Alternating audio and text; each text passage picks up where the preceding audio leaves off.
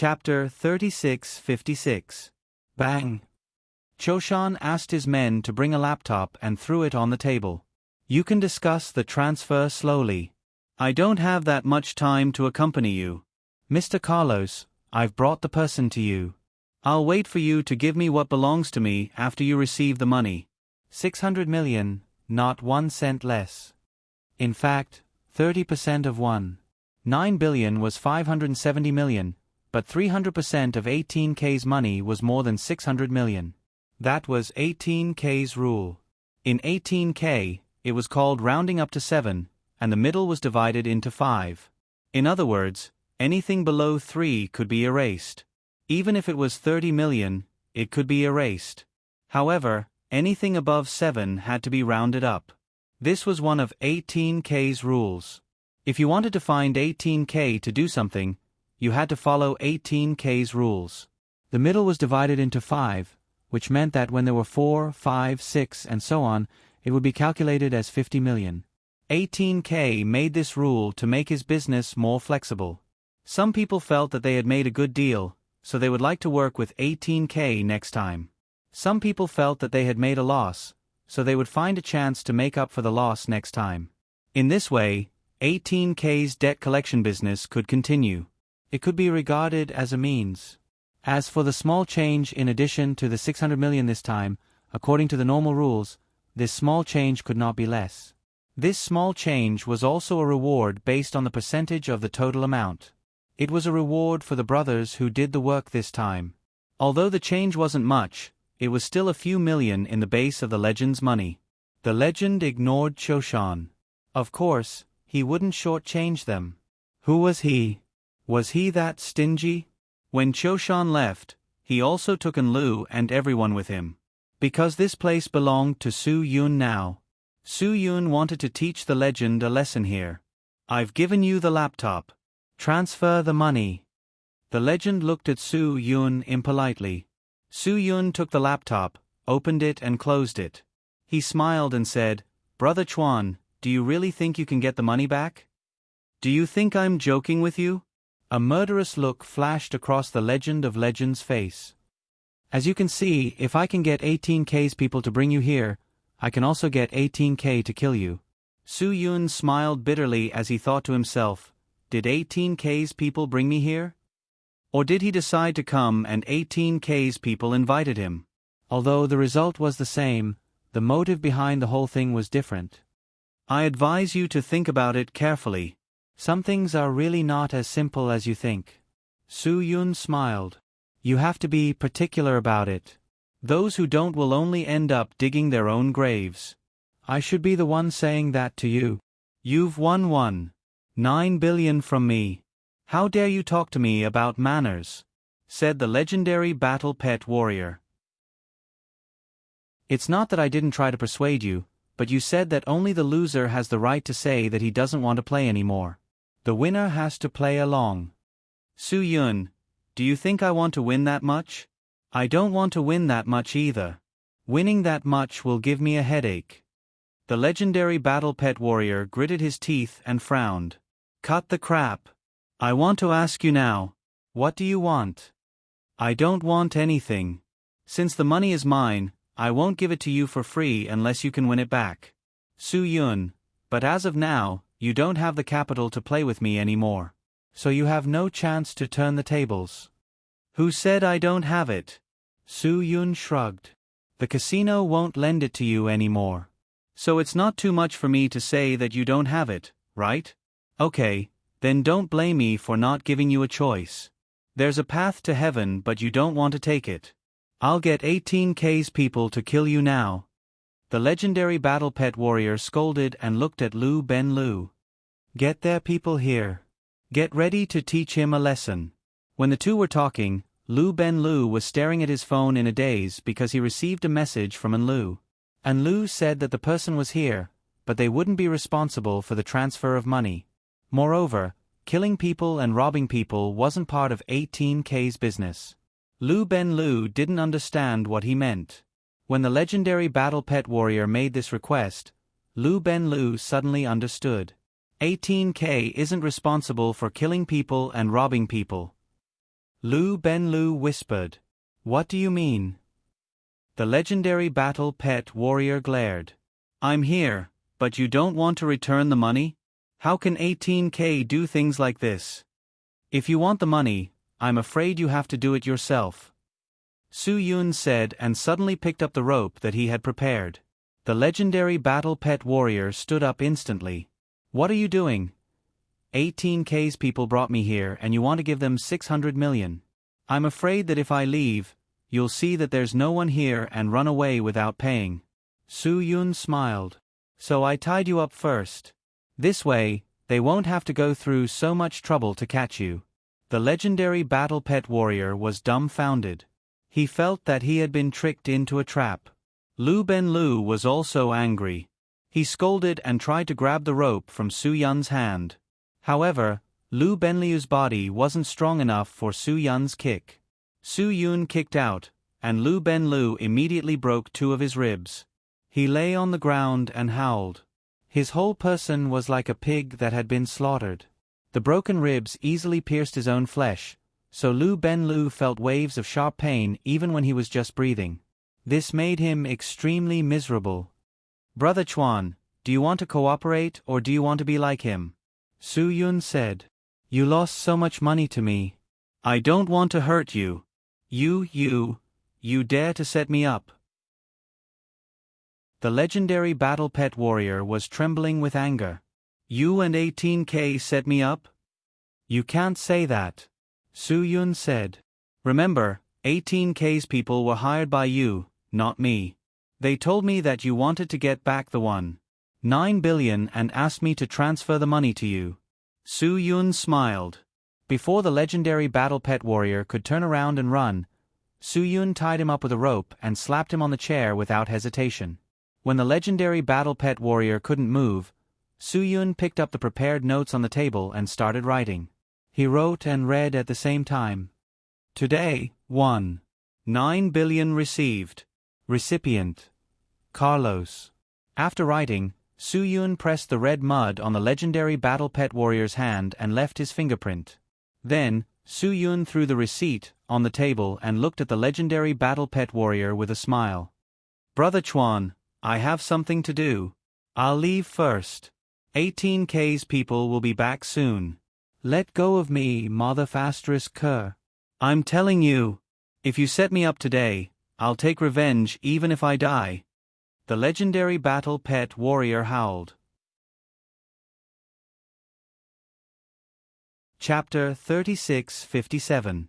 Su Yun looked at the howling legendary battle pet warrior and said in a contemptuous tone, What can you do about it? I've set you up right now. Legend's eyes were filled with anger and fear. His life had been too smooth. His rich father had arranged everything for him. Because of his wealth, Legend did not know what fear was. Any evil was a slave in front of money. Legend did not need to be afraid of anything as long as he had money. At this moment, Legend regretted not bringing his bodyguard. If his bodyguard was here, Su Yun would not dare to be so arrogant. Many people laughed at Legend's bodyguard for being a fat man who was out of shape. In the United States, many people called him a meat shield. They thought that the fat man beside him could only be used to block bullets. However, Legend had to spend millions of dollars every year to afford to hire him. The meat shield was definitely the legendary fat man who was agile. He was 1.93 meters tall and weighed 300 pounds, but he could easily move and jump. He was also proficient in all kinds of grappling and firearms. At this moment, Legend wished that he had brought his meat shield with him when he came to Macau. However, he did not dare to bring a meat shield with him because his father did not like this bodyguard of his. Therefore, he had warned him many times that no matter who he hired in the United States, he must not bring them to China to show off. Chuan Shan did not like Legend's ostentatiousness. It did not matter how ostentatious Legend was in the United States. It did not matter what he did with his bodyguard. There were no idlers in the United States to take pictures of him and post them on the internet. However, there were people in Huaxia. If the Legend of Mir 2 were to show off in a sports car with a bodyguard in a luxurious off-road vehicle, they would definitely be photographed and posted on the internet. By then, powerful online games would easily search for him, and he would be found out by others. That was why Chuan Shan warned his son so seriously. Legend was very obedient when it came to such matters. He knew too well what would happen if he lost his father. Without his father who could make money, he might not even be able to afford a house outside the 5th ring road of Yanjing, let alone a supercar. A car. He might not even be able to get a license plate in Beijing. That's why the legend of the legend of the legend of the legend of the legend of the legend of the legend of the legend. You shouldn't be thinking about how to take revenge on me. Instead, you should be thinking about how to pay 18K, Su Yun said and left. When Su Yun's footsteps were far away, the legend of legendary screamed at Lu Benlu hysterically, "Get up and untie me. Quick. I can't let him get away. Get up and untie me." Lu Benlu also wanted to move, but Lu Benlu couldn't move at all. His ribs were broken by Su Yun, and every slight movement would stab his flesh. I can't get up. I can't move. I really can't move. Lu Benlu wailed. I need to go to the hospital.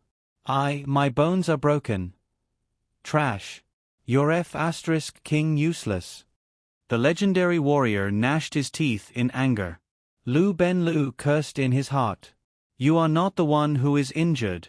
If it were you, you would be even more useless than me. Then call someone. Call someone. The legendary warrior was tied tightly by the rope. He couldn't move his hands at all. Lu Benlu had a phone in his pocket, but he was in so much pain that he couldn't move his arms. It hurts. It hurts too much.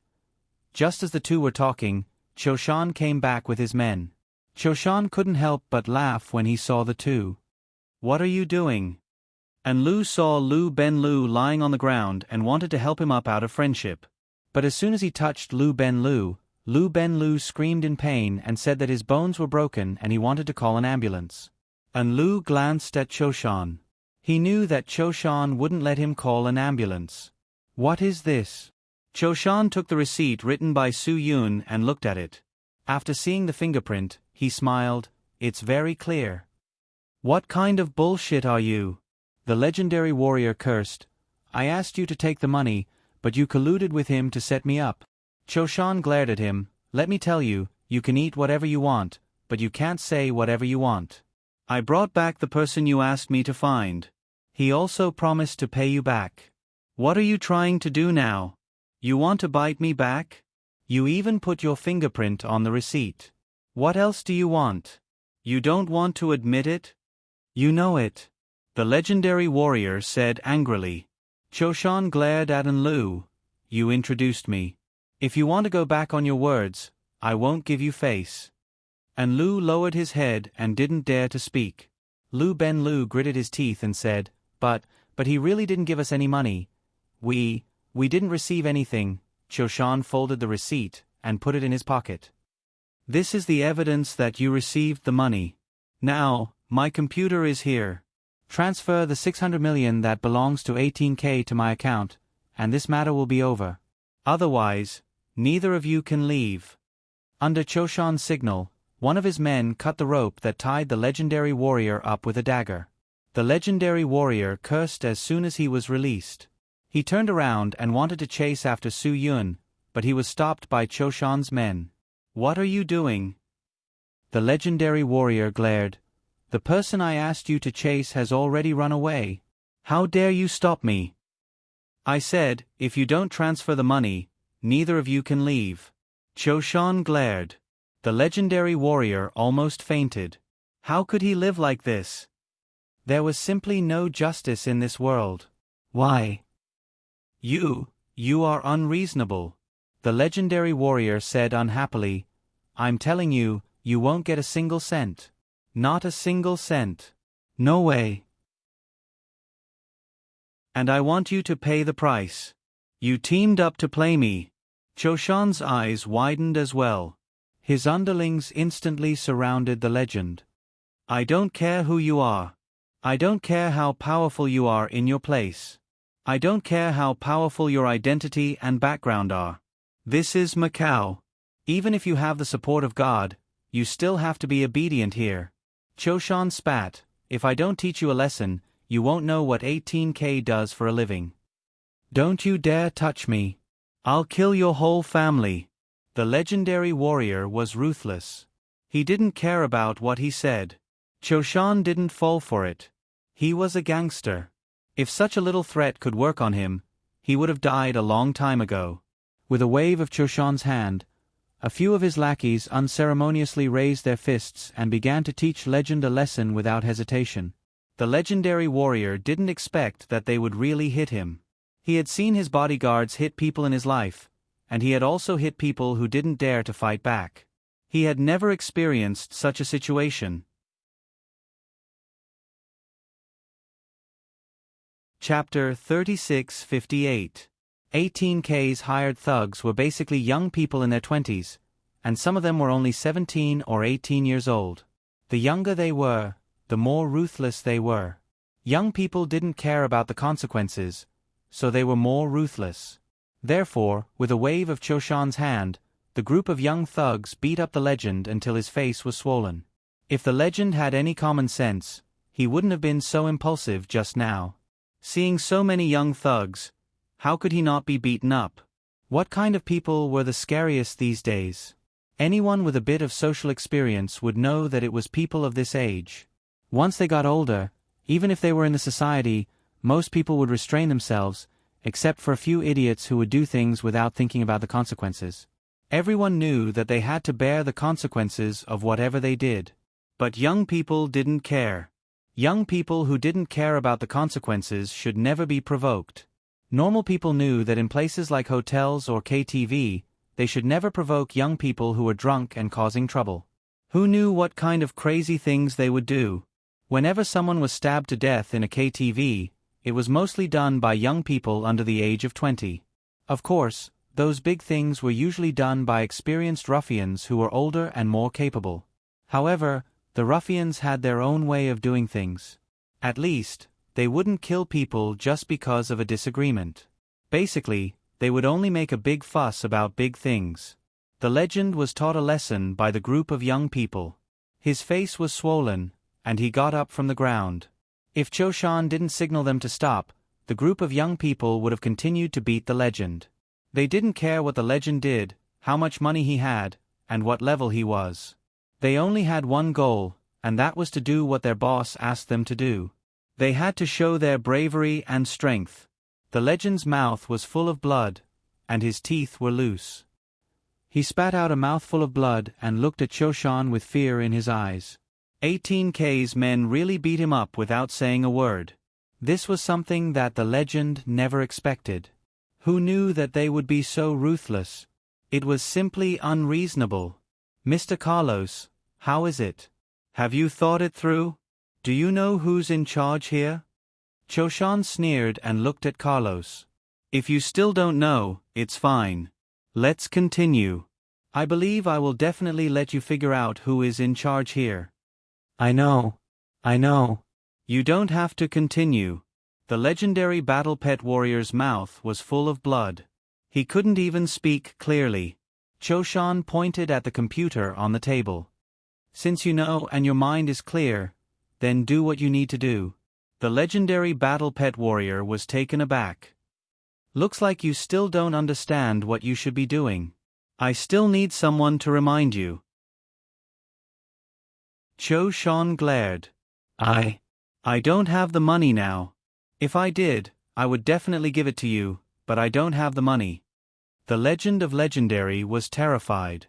I don't have any money to give you. Really, I'm telling the truth. Of course, Choshan knew that he had no money, but he had to get the 600 million. This was what Su Yun needed. This is the account number. Choshan threw the account number that Su Yun gave him to the legend of legendary.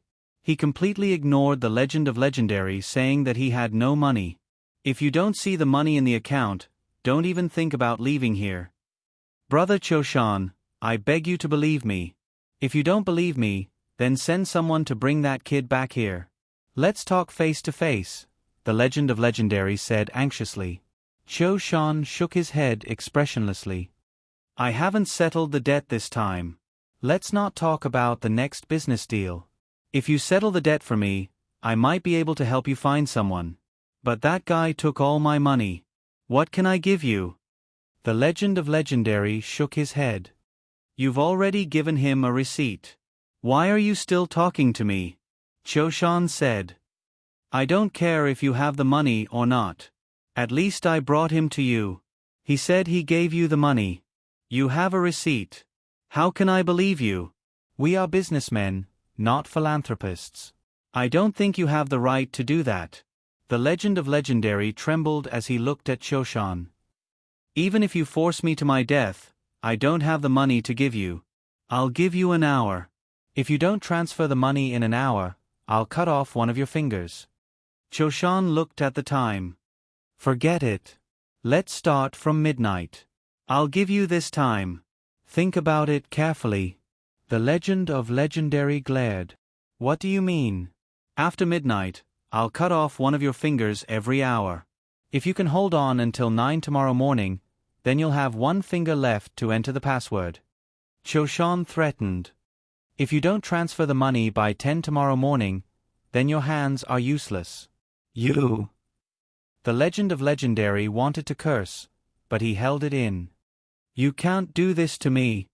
I've said it many times. I call the shots here. Who do you think you are? You think I can't do this to you just because you say so?" Choshan slammed the table unhappily. "I'm the only one who can do what I want." The Legend of Legendary was really scared now. "Brother Choshan, I'm begging you. Let's talk this out. Think about it. If I really did receive the money, I wouldn't have given you a penny less even if it meant saving my fingers. I really didn't receive it." Choshan shook his head. "I once knew a miser. I helped him collect the money, but he didn't want to give me what I deserved. That was the trick I used. In the end, I only managed to chop off 3 of his fingers before he admitted it." The Legend of Legendary stared at Choshan with wide eyes. Choshan continued, "In the end, he gave me all the money he should have given me. He even gave me 3 extra fingers. I fed all 3 fingers to the dogs." Faced with such a direct threat from Choshan, the legend's heart was in his throat. His 10 fingers couldn't help but tremble in fear. It would be strange if he wasn't scared. "I'll give you money. I'll give you money. But Brother Choshan, give me time. Please don't hurt me." The Legend of Legendary said. "I'll think of other ways to pay you back. Please don't hurt me." "Okay. Anything is negotiable as long as you have the money," Choshan said. The Legend of Legendary kicked Lu Ben Lu. He wanted Lu Ben Lu to go to the hotel and call his woman over. He needed her to help him solve the problem. However, Lu Ben Lu couldn't move at all. He groaned in pain when the Legend of Legendary touched him. And Lu saw that the Legend of Legendary was really hurt. He said to Choshan, "Brother Choshan, he's my friend. I'll arrange for my men to take him to the hospital. Don't worry. I'll arrange for my men to keep an eye on him." Choshan thought for a moment and finally nodded in agreement. Please search for Pen Spirit Sleepwalking on WeChat and follow it. Thank you. Thank you for your hard work. There will be free novels in the public account for everyone to enjoy.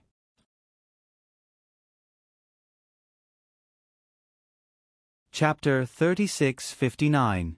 Lu Ben Lu was now very grateful to Enlu. It was his only wish to send him to the hospital at this time. It was also his biggest wish. "You send him to the hospital. Someone help me inform the others," Legend said. He didn't want to call his woman and tell her that he was a coward here.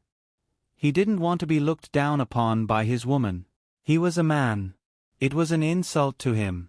"Don't worry about that," Choshan said. "I'll ask someone to get someone." "You can't bring her here." Legend became nervous instantly. "And you can't hurt her. This is between us. It has nothing to do with a woman. I didn't expect you to care so much about your woman." Choshan sneered. "I didn't think you were very close." The legend of the legend of the legend of the legend of the legend of the legend of the legend of the legend of the legend of the legend of the legend of the legend of the legend of the legend of the legend of the legend of the legend of the legend. It was impossible for others to do that. After all, Legend was still a man. A man wouldn't let his woman be hurt or put in danger. Brother Choshan, I beg you. You can't hurt her. She's the only one who can help me contact my family and ask for money. Legend was no longer as irritable as before. He explained carefully, so you have to let her go. If both of you are in my hands, I believe your family is more likely to pay up. Choshan felt that Legend was setting a trap for him. You just need to call your family. Once the money is in, you can leave safely. Otherwise, you know the consequences. The legendary battle pet warrior shook his head. No, I can't. You only need me. Of course not. Choshan shook his head. If you can't settle the payment, I still need your wife to help me earn money. Your wife is quite beautiful. If I bring her to the port area, she should be a hot commodity even if she's priced at 5,000 a time. 600 million. How many times do I have to do that? No. Absolutely not. Legend was really scared now. After all, this was Hong Kong and Macau. Legend couldn't guarantee that 18K's people wouldn't do something crazy. Brother Choshan, listen to me. If no one tells my dad about this, he won't believe that I'm in trouble here. Legend couldn't wait to kneel down in front of Choshan. Choshan didn't say anything. He just stood there quietly and thought about it. Soon, Choshan gave the legend an answer. Sure. Since you've said so, I won't make things difficult for you. I'll have someone bring your wife here. Tell her what you need to tell her. Tell her to go back and ask for the money. Legend shook his head. Brother Choshan, we don't have to meet her. I'll call her directly. All right. We don't need her to come. Legend still didn't want his woman to see him like this. Of course not. Choshan refused without hesitation. You know what? If she doesn't see your pitiful face, she won't believe it. Not only do I want her to come, but I also want her to take some photos of you back. That way, your family will know that you're really in trouble. The legendary battle pet warrior was stunned. Choshan smiled. That way, it'll be easier for me to get the money, right? The legendary battle pet warrior was speechless. Choshan had made up his mind. Brother Choshan, you can't do this. You really can't. The legendary battle pet warrior kept talking to himself. Choshan didn't care about his pitiful begging. Soon, Choshan sent his men to the hotel to find Legend. The legendary battle pet warrior wanted to struggle, but he was held down by Choshan's men. He knelt on the ground. The legendary battle pet warrior couldn't believe that he would go through something like this. He had never thought that he would be held down and forced to kneel on the ground one day. That was because he had been rich since he was young. Rich people would always trample others under their feet, not be trampled by others. At this moment, his entire personality was twisted. It was true that he had always worshipped money above all else. When he didn't have money, he wasn't even worth a fart. When he had money, these bastards would be willing to kneel at his feet and lick his shoes. Whether it was Asia, Europe, or America, it was the same everywhere. Money equaled power. Mr. Carlos, don't think that our 18K is extorting you. We do things with principles and rules. I have a receipt of 9 billion with your fingerprint. As long as I have this, I have the right to collect money from you. Choshan said, even if this gets out, our reputation won't be affected at all. The legendary battle pet warrior nodded. Now, the legendary battle pet warrior was blaming Su Yun for all of this. Su Yun was the one who planned all of this. The legendary battle pet warrior would never let this go. He didn't care what kind of person Su Yun was. As long as he was from the mainland, the legendary battle pet warrior believed that he could find him. This time, the legendary battle pet warrior really wanted to kill Su Yun. As long as he saw him again, he would kill him at all costs. As long as the legendary battle pet warrior could get out of Choshan's control, he would call his bodyguard immediately and ask him to come to his side and kill Su Yun. Yes. He wanted to kill him. He wanted Su Yun to die in his hands. Only in this way could he feel happy. Only in this way could he feel free. The legendary Battle Pet Warriors woman was still waiting in the hotel. She wasn't optimistic about this at all. But since the legendary Battle Pet Warrior wanted to die, she couldn't stop him. Sooner or later, you'll really get yourself killed because of your incessant seeking of death. The woman was very angry that the legendary Battle Pet Warrior would look for 18K. It wasn't that simple at all. Her mind seemed to be very clear. If she had only lost 400 million, she would have stopped in time. At least, she wouldn't have lost everything like now. Unfortunately, there was no if in this world. She would never regret what she had done. Even if she regretted, she wouldn't have the chance to make a new choice. Just as the legend of Mir 2's woman was upset and didn't know who she should talk to about this matter and ask how she could make up for her mistake, someone pressed the doorbell of the hotel room. It was definitely not the legendary Battle Pet Warrior. The legendary Battle Pet Warrior's fingers were very precious. He would only kick the door with his feet and would never press the doorbell with his fingers. "Who is it?" the woman asked softly. "Hello, are you Mrs. Carlos?" The voice outside the door was quite polite. "Mr. Carlos needs your help now. I hope you can cooperate."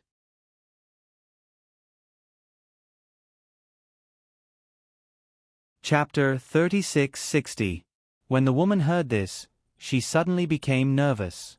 She had guessed that they were 18K's men. To be honest, the woman was more or less conflicted.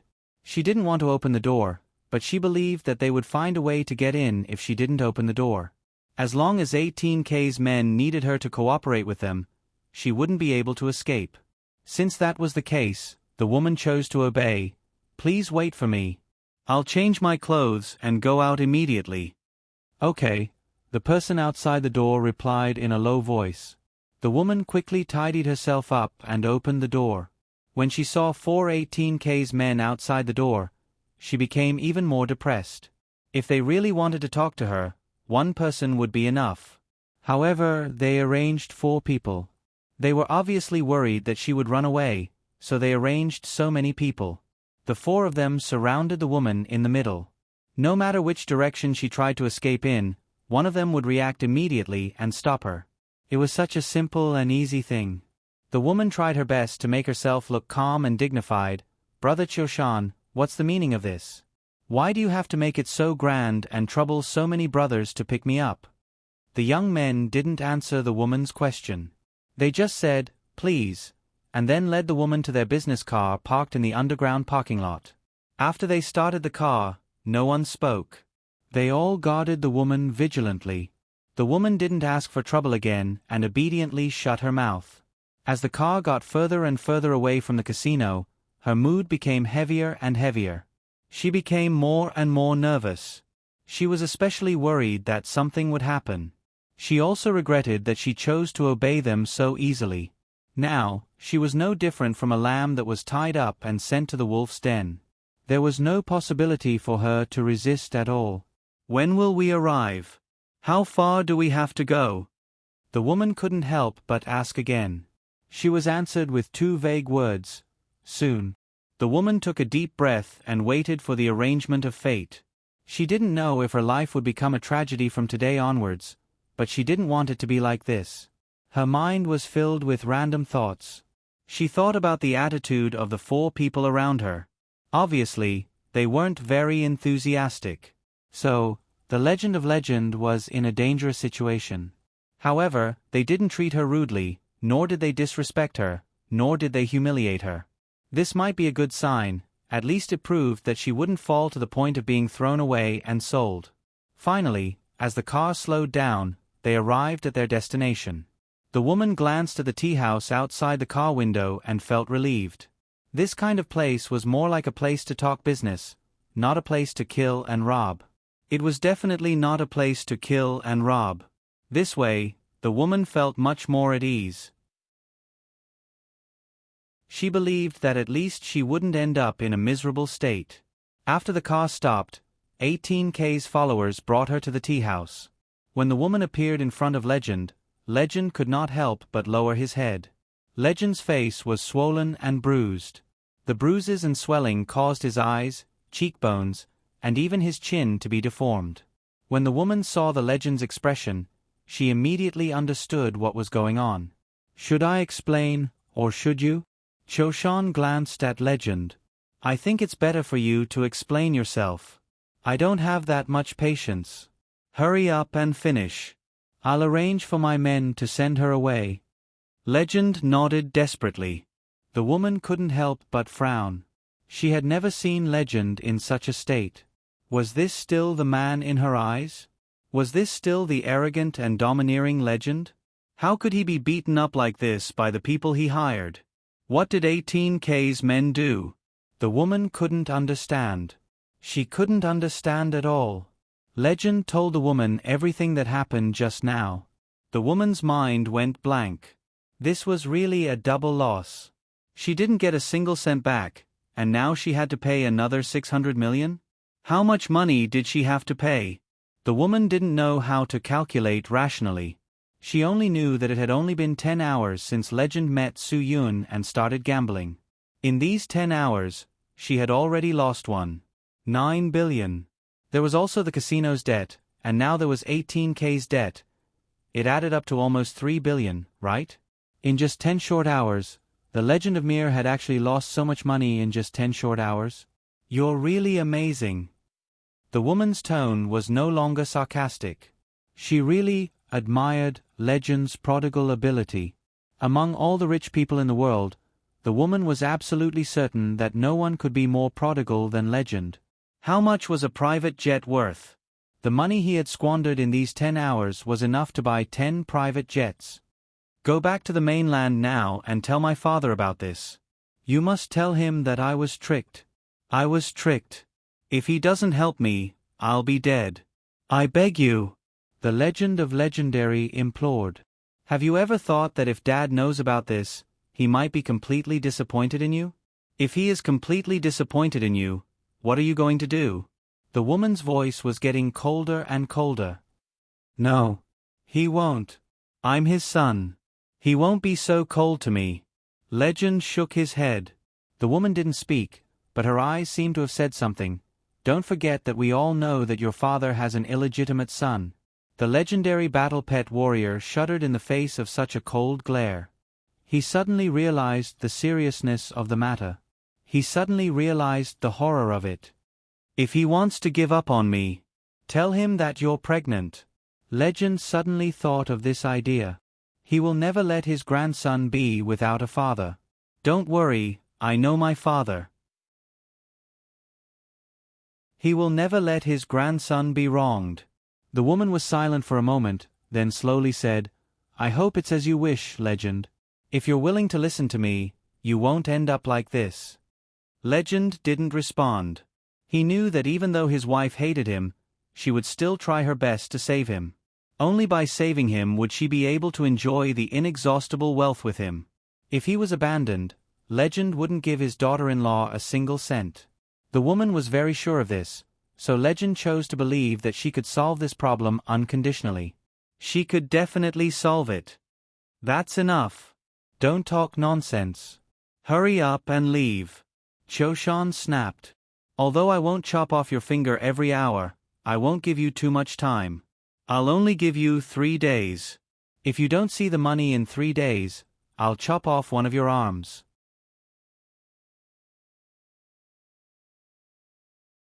Chapter 3661. The Legend of Legendary Battle Pet Warrior was really scared now. He nodded and said, You have to tell him what he said. The woman took a deep breath. She was betting everything on this. She had to find a way to persuade her father not to give up on them. After the woman was sent away, Legend asked carefully, Don't worry, Brother Choshan. My family will give you the money. So, where will I live? I haven't had dinner yet. Choshan stared at him. Where do you think you're going to stay? You want to eat? How about this, Brother Choshan? I don't want to trouble you. I can't escape from the Macau, Legend said. It's a waste to leave my room empty. I don't want to trouble you. Do you think I'm stupid? Choshan was annoyed, and he said, You know we can't do anything in the casino. You want to find a shelter? No, no, no. That's not what I meant. Legend shook his head and said, I just don't want to trouble you. It's no trouble at all. Choshan said, If you stay here, I'll arrange for people to keep an eye on you. If you go back to the casino, I'll arrange for people to keep an eye on you. Why would I do that? You can just stay here. Legend paused and said, But there's no bed here. There's no bedding. You want to sleep so comfortably? Choshan laughed coldly and said, You think you're my guest? You're just an asshole who owes me money. Do you think I should treat you like this? Choshan was about to leave, and he ordered a few people to stay and watch. You and you. You three, take turns keeping watch. Don't let him escape. Yes, Brother Choshan. The three people answered. Legend saw Choshan was about to leave, and he tried to stop him. Brother Choshan. Brother Choshan. Listen to me. I beg you, I won't be able to last 3 days like this. I haven't even eaten anything yet. I'll starve to death. I'll starve to death in 3 days. Choshan looked back at the legend. Don't worry. I won't starve you. Thank you, Brother Choshan, thank you. What am I going to eat tonight? The legend of Legendary was starving. Because he had forgotten everything when he was gambling with Su Yun, he didn't know what hunger and tiredness were. Now, he was hungry, tired, and weak. He was really worried that if he didn't eat well and have a good night's rest, he would be sick tomorrow. Tonight? It's already so late, I don't have time to serve you dinner. After that, Choshan left the tea house, ignoring the begging of the legendary battle pet warrior. After Choshan and his men left, the legendary battle pet warrior looked at the three ferocious young men in front of him and gulped. What are you looking at? I'm warning you, don't try to play any tricks. Be careful or I'll kill you. The young man in the lead glared back at the legendary battle pet warrior with a ferocious look. The legendary battle pet warrior was so scared that he trembled all over. But even though he was scared, the legendary battle pet warrior still hoped to get something. Brothers, I beg you, please buy me some food. No matter how much it costs, I'll pay you back 10 times over.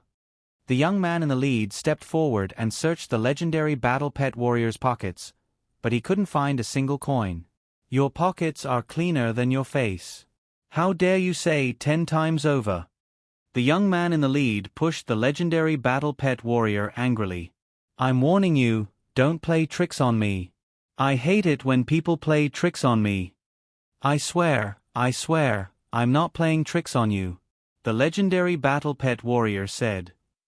Think about it, which rich person would carry cash with them these days? I don't have any money on me, but if I were a poor man, would I have lost one? 9 billion? Think about it. The three young men believed him. A poor man wouldn't have one. 9 billion to gamble. As long as you buy me some food today, I'll pay you back 1,000. The legendary battle pet warrior suddenly felt that it was too little. No, I'll pay you back 10,000. I'll pay you back 100 times over. As long as you buy me some food. You? 100 times? The young man in the lead snorted. Make up for the 600 million first, then talk to me 100 times over. Otherwise, you'd better shut up. I'm telling the truth. The young man in the lead was getting impatient. He gave the two men beside him a look, and the two men stepped forward and started hitting the legendary battle pet warrior with their fists, knees, and elbows. The legendary battle pet warrior begged for mercy. When they were done, the young man in the lead said, Now do you know what it means to tuck your tail between your legs? Big brother, I beg you, I don't care if you don't give me food, but you should at least give me some water. I'm thirsty. The legendary battle pet warrior begged. There was no food in the tea house, but they didn't lack water. The young man in the lead glared at him and pointed at the legendary battle pet warrior's nose. I'll say it one last time. Don't ask for anything. Before Brother Choshan gives the order, All your requests are bullshit to me. I'm really thirsty. The legendary battle pet warrior said pitifully. The young man in the lead stopped the legendary battle pet warrior with one sentence. If you say you're thirsty again, I'll ask my brothers to leave their urine for you. In case you die of thirst. The other two young men laughed and asked the legendary battle pet warrior if he was thirsty, and if he needed them to quench his thirst right away. The legendary battle pet warrior shook his head and said he wasn't thirsty.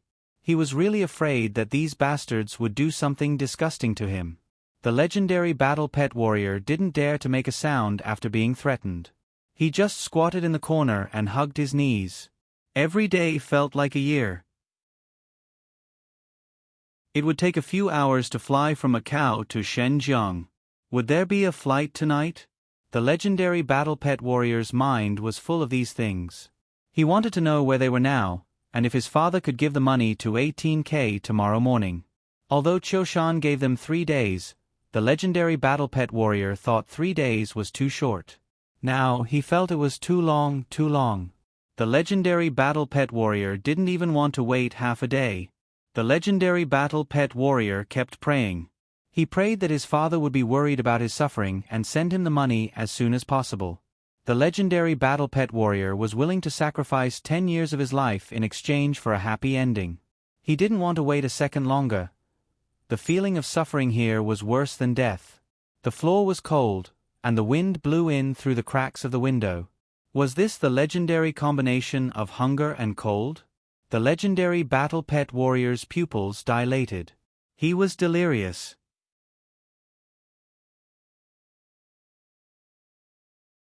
Chapter 3662. After Lin Suyin intervened in this matter, Su Yun was 100% confident.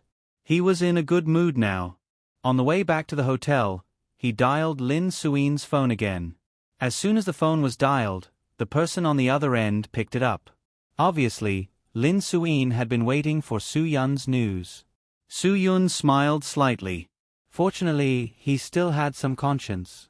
He knew to call her immediately to tell her that he was safe. If he didn't call her again, she might continue to wait like this.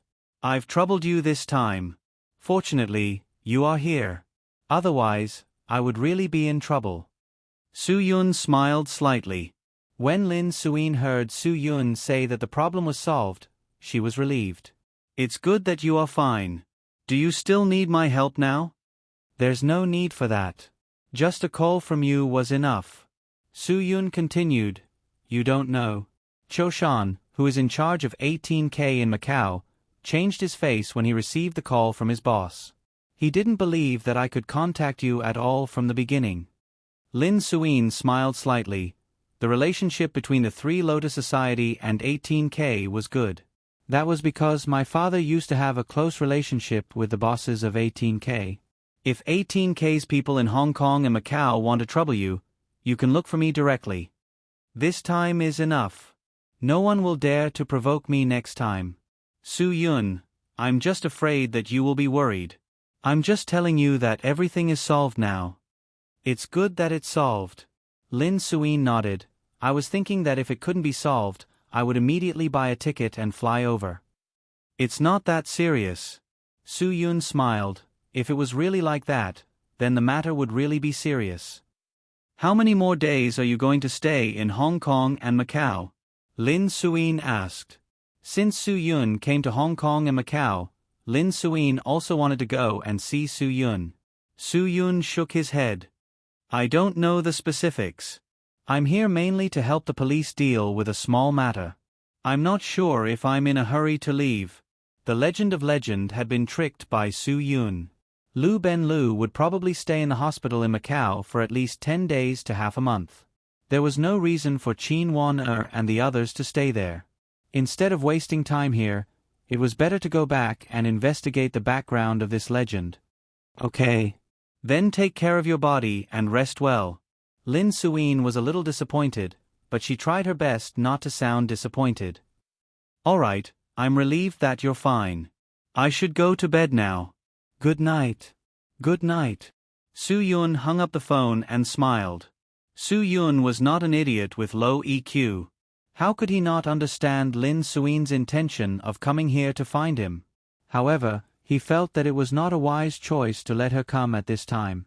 If Lin Suin did not come, Qin Wan might stay in Hong Kong and Macau for a day or two. If Lin Suin came to find him, Su Yun estimated that Qin Wan would definitely escape from this place immediately because of embarrassment or other reasons.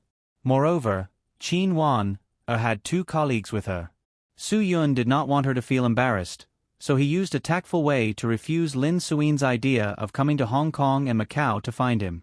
At this time, it was completely safe. Su Yun was ready to go back to the hotel to find Qin Wan and the others. However, Zhua Meiyan's phone call came at this time. Su Yun quickly picked up the phone. "Who were you talking to on the phone?" When Zhua Meiyan called, it indicated that Su Yun was on the phone. She asked jokingly, "Are you talking to a girl?" "Yeah." Su Yun did not need to lie. Zhua Meiyan smiled. "I'll tell you a piece of bad news. If you have an appointment with another girl tomorrow, then find a way to postpone it. Because our flight is early tomorrow morning, we can arrive in Macau before noon. How are your things over there? Do you have time to pick me up?" "Yes, of course," Su Yun said without hesitation. This was too much of a coincidence. He had just finished Qin Wan's matter today. "We have nothing to do now. We are just waiting to welcome you." Zhua Meiyan nodded with satisfaction. "That's more like it." "Very good, very good. You have won my heart. Then I will wait for you here." "Su Yun, are you sure there will be no smog tomorrow? Can the plane fly?" "Yes, very sure." Zhua Meiyan nodded. "So we decided to leave immediately. Before the next wave of smog appears again, we have to leave here as soon as possible. I will wait for you at the airport in advance tomorrow." After Su Yun and Zhua Meiyan settled this matter, he was even happier. He could not wait to go back and tell Qin Wan about this matter. He wanted Qin Wan to know that Ruan Qingshuang and the others would come tomorrow. This seemed more like a trip for Qin Wan. When Su Yun returned to the hotel, he originally thought that Qin Wan and the others had already gone to bed. However, none of the 3 of them had slept. Everyone was worried about Su Yun. If Su Yun did not come, the 3 of them would not be able to sleep at night. Tai Kong had been repeating a question. He said that Su Yun was not a police officer. This kind of thing should not be done by Su Yun. This kind of thing should be done by the police. Qin Wan also wanted to do this for Su Yun. However, she knew very well that no one could replace Su Yun. Everything that Su Yun did was something that they could not do. Therefore, they felt that it was difficult and dangerous. Man Yu's impression of Su Yun was definitely very good. She kept praying to Su Yun. Su Yun's sudden return made the 3 of them heave a sigh of relief. Of course, as soon as the 3 of them heaved a sigh of relief, they began to question Su Yun about what had happened to him. As soon as Su Yun answered their questions, the 3 of them were stunned. Qin Wan and the others had more or less heard about the organizations like 18K and Taiwan 3 Lotus Society. What surprised them was that Su Yun was actually able to get involved with these people. With just a phone call, she was able to get the leader of the 3 Lotus Society to help and solve the threat that they were going to face from 18K in Hong Kong and Macau. It was like listening to a story. Man Yu's attitude toward Su Yun had risen to the level of worship. "My idol. You are my idol from now on." Man Yu said, "Even if Qin Ju is jealous, I can't care so much. My idol, you are too awesome. Be more reserved, or he will be too proud." Qin Wan tried to hide her excitement with calmness. Kong Tai gave a thumbs up and kept praising Su Yun. This really made him admire him. He admired him so much that he wanted to prostrate himself in front of him. There was really no one among the young people who made him feel more powerful than Su Yun.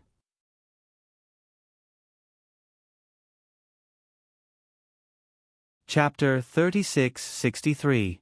Su Yun politely and humbly said a few words to Tai Kong. Then, he told Qin Wan that Ruan Qingshuang and the others would be coming to Hong Kong and Macau tomorrow afternoon. I'll go to the airport in Macau to pick someone up tomorrow afternoon. Do you want to go with me? Su Yun smiled and looked at Qin Wan-er. Qin Wan-er immediately understood who Su Yun was talking about. Of course, she knew who he was going to pick up. Really? Qin Wan-er stood up excitedly. That's great. I thought I was going to miss the opportunity again. Tomorrow afternoon? Then, we'll go to the spicy crab under the bridge in Macau tonight. Su Yun nodded and said to Kong Tai and Man Yu, let's go together. Qin Ju will treat us. Man Yu was still quite excited. However, Tai Kong was not a young man anymore. He was not very interested in young people's schemes. His wife and children were worried about him. The earlier he went back, the earlier his family could rest assured. The difference between an old person and a young person was quite big. Qin Ju, how about this? You guys stay and observe the situation here for 2 more days. I'll go back first.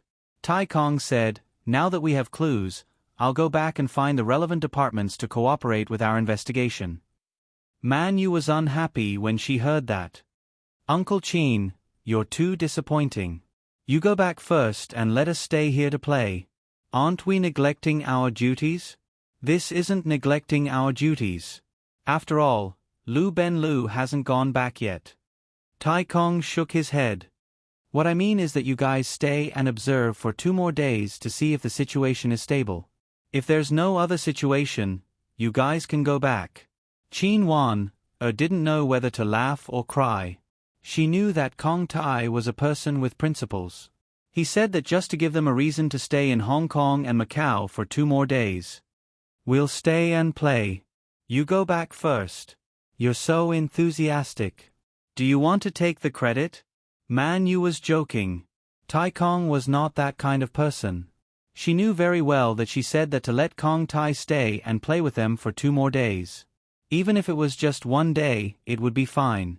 Kong Tai knew Man Yu's personality and knew that she spoke without thinking. I'm telling the truth. Uncle Qin, it doesn't matter if we stay for another day. Qin Wan-er said, my friends and I haven't sat together and chatted for a long time. This is a rare opportunity. That's right. Man Yu said, you see, you just have to be a wet blanket. Qin Wan-er continued, how about this? I promise you. We will book tickets for tomorrow night, and we will leave together tomorrow night. We're leaving tomorrow night? Su Yun was stunned. Ruan Qingshuang and the others would arrive at noon tomorrow. Qin Wan-er felt helpless. Uncle Qin is right. We are done here. There is no reason for us to stay. We need to go back and solve the remaining problems. After all, we haven't found the final target. Su Yun shook his head. If you think about it this way, there's no need to be in such a hurry to investigate people now. The black money has been recovered, and I'll hand it over without missing a single cent. That's right. If it weren't for my idol, we wouldn't be able to get the money back even if we spent 100 days. Man Yu said, now, we have done more than we wanted to do before. Just let us play for 2 more days. Kong Tai looked troubled. He really didn't mean to dampen their spirits. He wanted them to have fun, but he wanted to go back. Qin Wan-er was actually blaming herself now. Out of friendship, she had to stay. No matter what, she had to meet Ruan Qingshuang tomorrow and have a meal with everyone before leaving. However, if she delayed for another day, it would seem like she was neglecting her duties. Although it wasn't that serious, she was a very self-disciplined person. If there was only a heartless little girl like Man Yu by her side to encourage her, she wouldn't have so much psychological burden. Now that Uncle Qin said this, it made her have thoughts.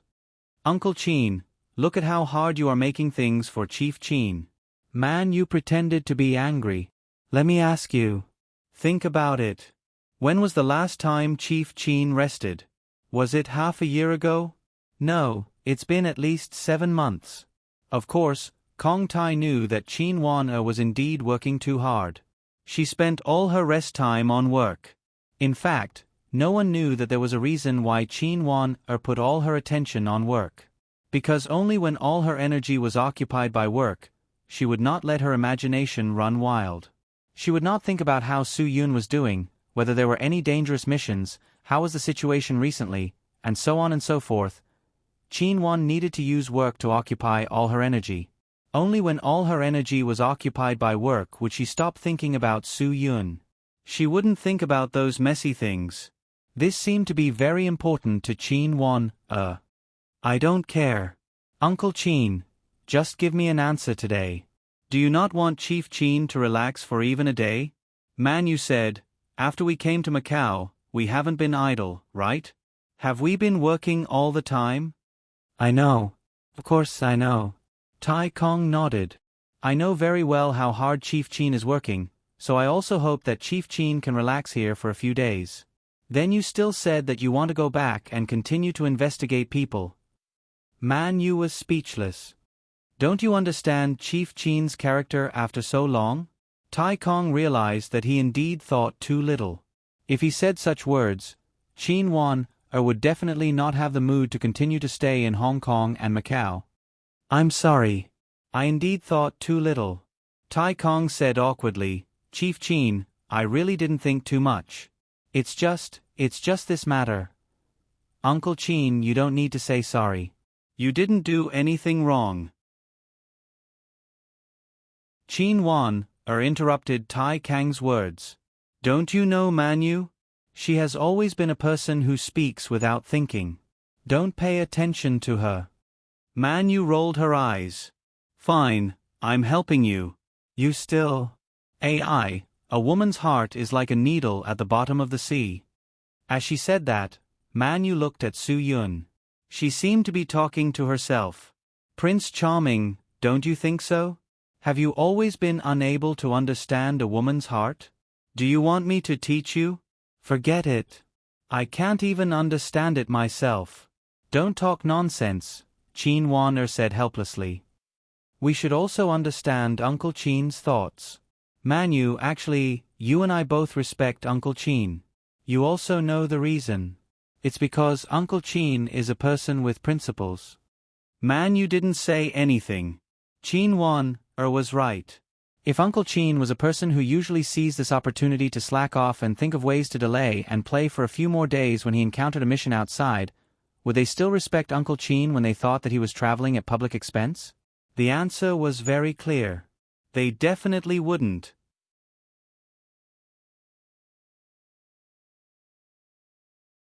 Chapter 36-64.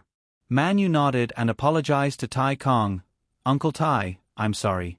My attitude just now wasn't good. Actually, I wasn't angry at you. You know me. What are you apologizing for? Of course, I know why you are so anxious. You think that Chin-ju finally had the chance to rest for 2 days, but I deprived him of it. That's why you are unhappy. I know that, Tai Kong said. I really didn't think about this, but I really hope that Chin-ju can rest for 2 days before going back. Su-Yun saw that they could understand each other, so he didn't need to persuade them anymore. Okay, from now on, don't talk anymore, Su-Yun said. Let me ask you, who contributed the most in this matter? Chin-won looked at Su-Yun and didn't say anything. Tai Kong also looked at Su-Yun with surprise because Su-Yun didn't seem like the kind of person who liked to take credit. Of course, it's you, CEO Su. If it wasn't for you, we probably wouldn't have been able to find out who Lu Benlu met, and we wouldn't have been able to get back the black money that was laundered by him. It has to be you, my Prince Charming. Manu said. Is there a need to say it? If the credit is divided into 100 portions, you have 95% of the credit. Chin-ju has 3% of the credit. Uncle Tai and I will give it to you. 1% is enough.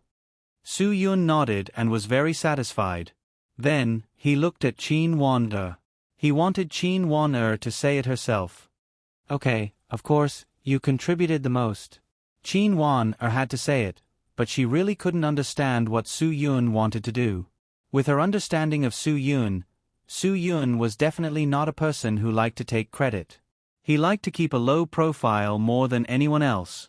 Su-Yun smiled and said, Since you all said so, then I want to ask, I contributed so much. If I say that I want a reward from you, the leader, isn't that too much? Chin Wan was stunned. I'm afraid you don't care about the police's good citizen bonus. Of course I'm not interested. I don't want any bonuses. Su Yun, the reward I want is for you, Chief Chin, my little fangirl, and Uncle Chin to accompany me to Hong Kong and Macau for 2 days and let me relax. Chin Wan couldn't help but laugh. Man Yu clapped her hands and said, as expected of a good citizen. Knowing that our police budget is limited, he didn't even ask for a bonus. If we didn't agree to such a simple request, then we would be hurting the passion of good citizens. Who would want to be a good citizen in the future? Uncle Chin, do you think I'm right? Uncle Chin was helpless and could only say, yes, yes, Su Yun continued, but don't worry, I know that all of you are good police officers. You all know how to be diligent and thrifty. You must not be extravagant and waste public funds. So, as a good citizen, I am willing to bear all your expenses for the next 2 days. Man Yu cupped her chin with both hands, looking like a super fangirl. Aya, my Prince Charming, can you not be like this in the future? It's easy for us girls to fall in love with you like this. Chin Wan rolled her eyes speechlessly. Man Yu grabbed Chin Wan-er's hand and joked, Chief Chin, but I'm not the kind of girl who likes to be a vixen. Plus, I still need you to promote me on my career path, so I won't snatch it for you. Hurry up and fall in love with him. Chin Wan didn't know whether to laugh or cry.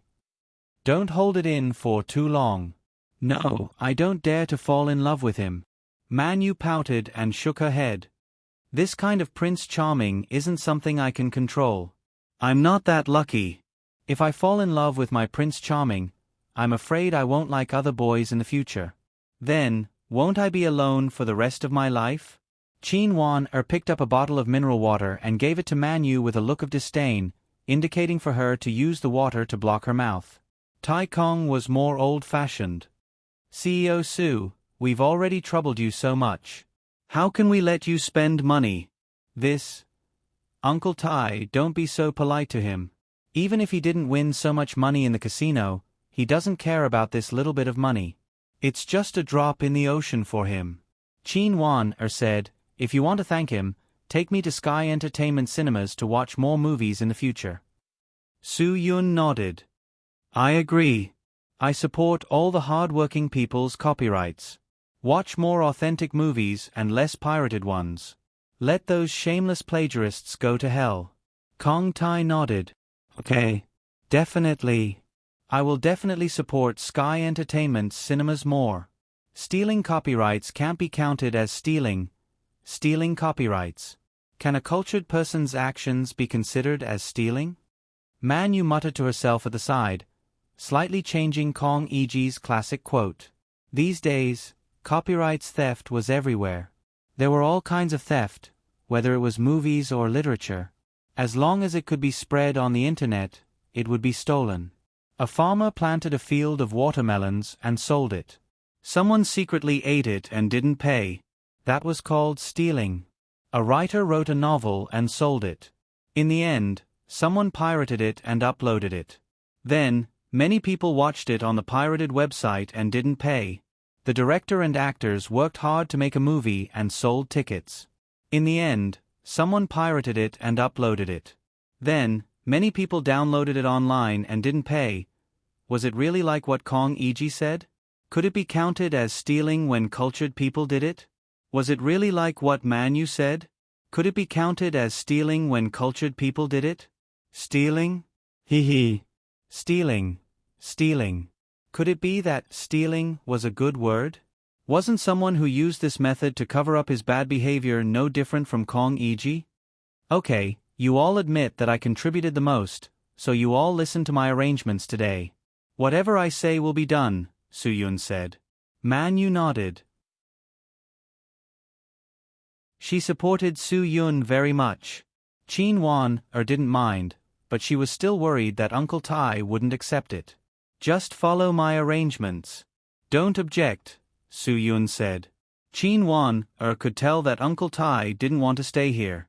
Since that was the case, she didn't want to force him. Uncle Tai, if you really want to go back, you can go back first. Tai Kong was stunned. He didn't expect Qin Wan to say that. Really? Qin Wan nodded. Of course it's true. I mean, if you really want to go back early, we won't force you to stay. Kong Tai nodded vigorously. Chief Qin understood him. He knew that he was someone who cared about his family. Give yourself a day off when you go back. Qin Wan smiled. There have been a lot of things going on in the past 2 months. You haven't spent time with your family in a long time. Kong Tai felt a lump in his throat. Indeed, this was the reason why he wanted to go back early. He hadn't spent time with his family in a long time. He would feel guilty if he played outside. Good men were all like this. They all had such thoughts.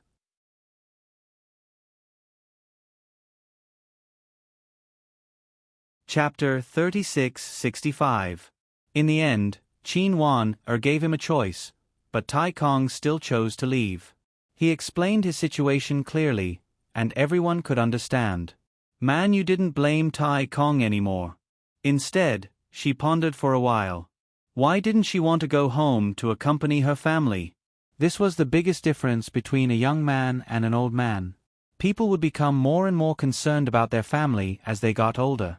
Man Yu was a young person, so she didn't have that much attachment to her family. Young people didn't like to spend time with their family. Usually, they had a common characteristic. The most important one was that they were too close to their family. Those young people who were far away from home would cherish the time they spent with their family. After all, they wouldn't spend more than a week with their family in a year. However, it was different for people who lived in the same city with their parents. Even if they lived separately in a big city, they wouldn't be able to see their parents every day, but they would at least have a chance to see each other for 100 days every year. Once there were too many chances to see each other, people wouldn't cherish it. Therefore, Man Yu would never be in the state of missing her family. She spent more time with her parents. Even if she was very busy working overtime every day, sometimes when she returned to her own home at night, she would see her parents who would send her delicious food and daily necessities.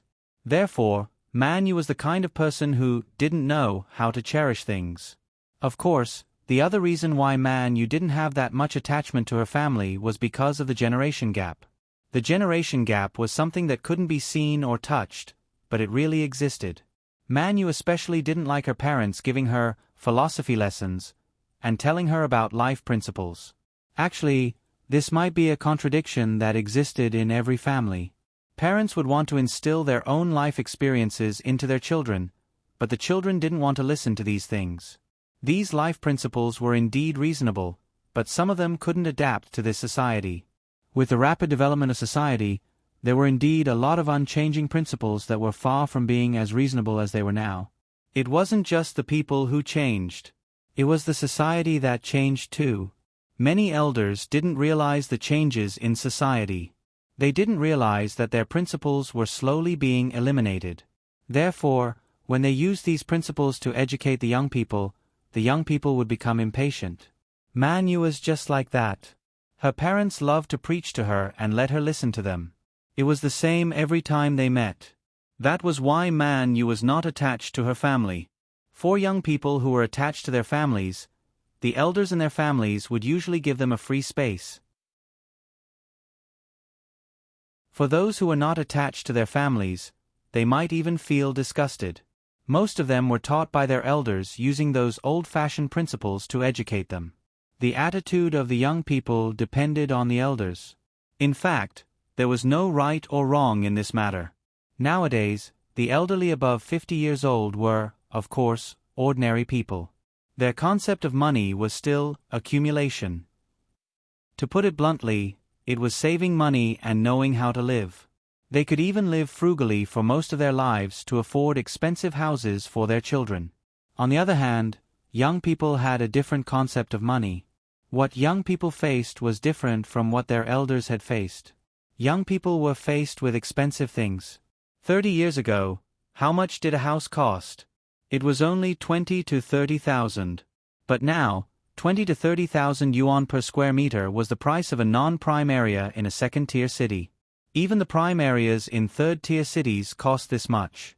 Young people these days would need to spend close to 20,000 yuan to buy a laptop, right?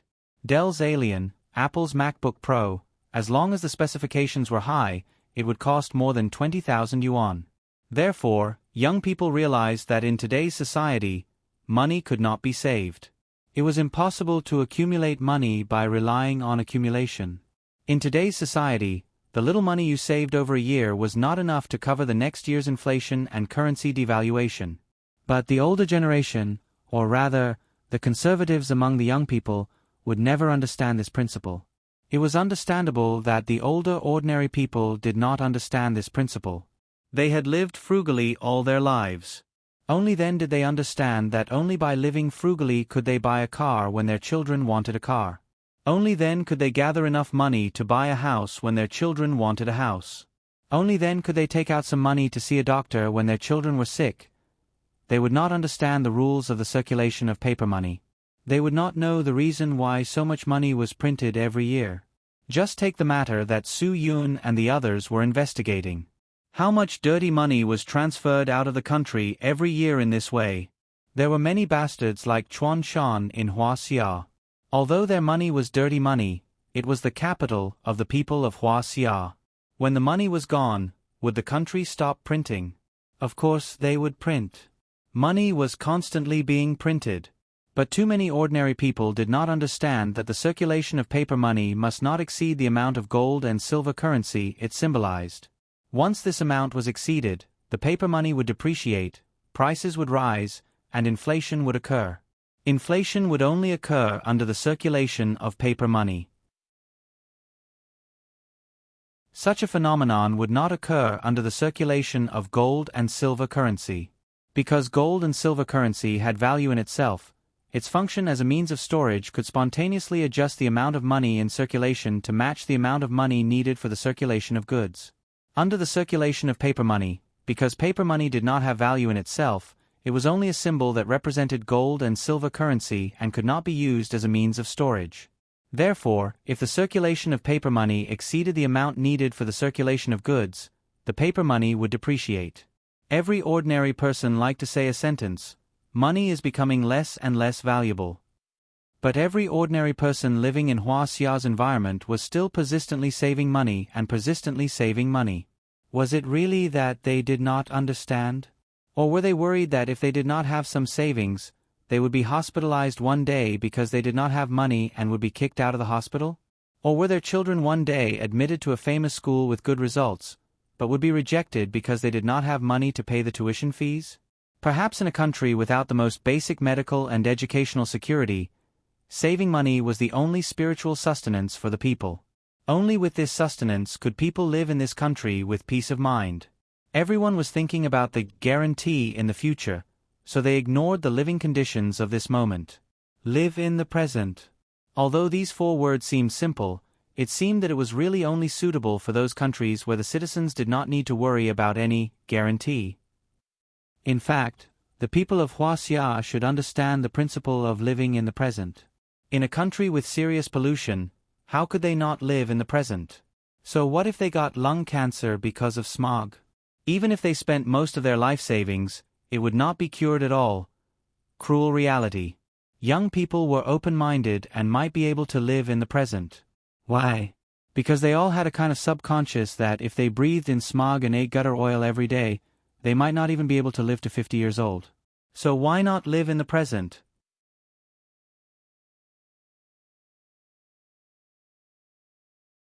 Chapter 3666.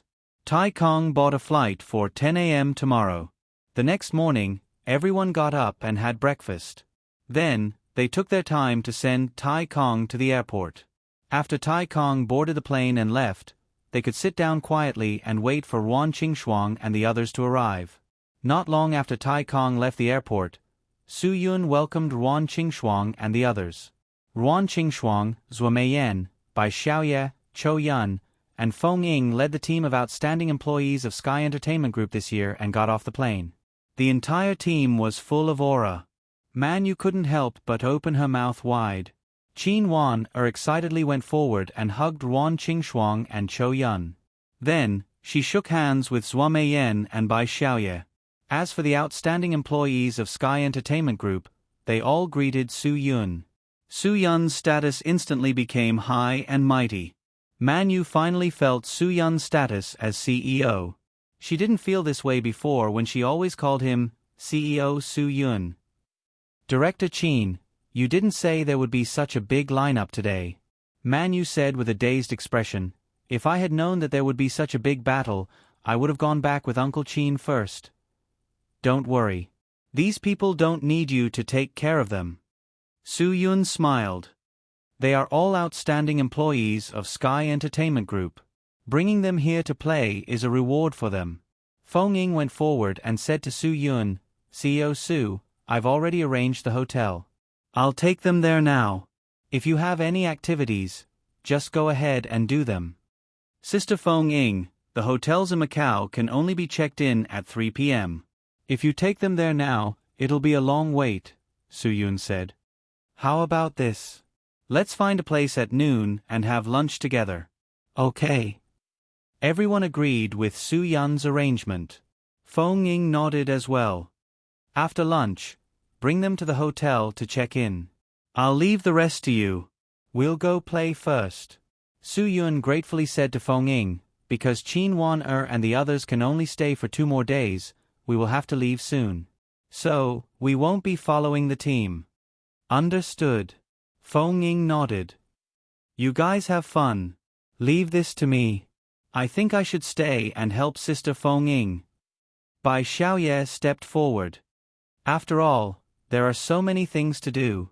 It must be very tiring to take care of so many people. You also need someone to share your burden. There's no need. If I can't even handle such a small matter, then wouldn't I have lived all these years in vain? Feng Ying waved her hand, indicating that these matters were just a piece of cake to her.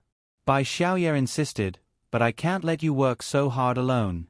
Sister Feng Ying, I'm not familiar with them, so it doesn't matter if I participate or not. Otherwise, you can ask my brother to arrange it. Su Yun could tell that Bai Xiaoye really wanted to stay and help. After all, it would be very tiring for Feng Ying to lead so many people. It would be good for Bai Xiaoye to stay and share the burden. Okay, since that's the case, I'll arrange it. Su Yun nodded. Xiaoye, you stay and help Sister Feng Ying with the team. Okay. Bai Xiaoye immediately nodded and agreed. Isn't this a little inappropriate? Feng Ying shook her head embarrassedly. I can really do it myself. Chairman Su will be more assured if one more person stays to help you, Bai Xiaoye said with a smile. Feng Ying saw that Bai Xiaoye really wanted to stay, so she didn't reject her. Okay then. Thank you so much, Xiaoye. Thank you for your hard work. Su Yun inquired about the nearby places to eat and then confirmed it. Feng Ying also called a bus they rented in advance and asked the bus driver to tell them the license plate number. Now, they were going to the airport parking lot to look for a car. The bus brought everyone to the restaurant. Under Su Yun's hosting, everyone had a happy meal together. Then, the bus sent them to the hotel before 3 p.m. Feng Ying arranged everyone's rooms and let them rest for a while before organizing the next activities. Su Yun and the others weren't in a hurry to leave. After all, they were here to have fun. There was no need to be nervous about everything. Otherwise, it wouldn't be fun. They sat down in Ruan Qingshuang's room and waited for Feng Ying and Bai Xiaoye to arrange everything before they started their individual activities. Come, everyone has a gift. Su Yun gave everyone the things he bought from the luxury store in the casino yesterday. Zhuo Meiyan received the gift and looked at the brand. She looked at Su Yun in disbelief. No way. When did you become so generous? Are you still the Su Yun I know? When did you learn to buy luxury brands? The shopping area in the casino is full of luxury brands. I have no choice. Su Yun pretended to be helpless. Ruan Qingshuang was also very happy to receive the gift. She kept admiring it. Let me tell you something. You won't believe it. Qin Wan-er couldn't hold it in anymore. She told everyone about their adventure yesterday. Let me tell you. Yesterday, Su Yun won 2 billion in the casino. Not only did he win back the 1.2 billion that we were looking for, but he also won a few hundred million more. Ruan Qingxuang's jaw stiffened. Wasn't this too exaggerated? Really? Chou Yen couldn't believe that this was a fact, but thinking about it carefully, if it wasn't true, Su Yun really wasn't the kind of guy who was willing to spend money on luxury goods. Zhua Meiyan didn't doubt it. I knew it. If he didn't make a fortune, he wouldn't be willing to waste it. Is there a time when I'm not willing to give you a gift? Su Yun smiled. You're making it sound like I'm stingy. Yes, you're really not generous. Zhua Meiyan said.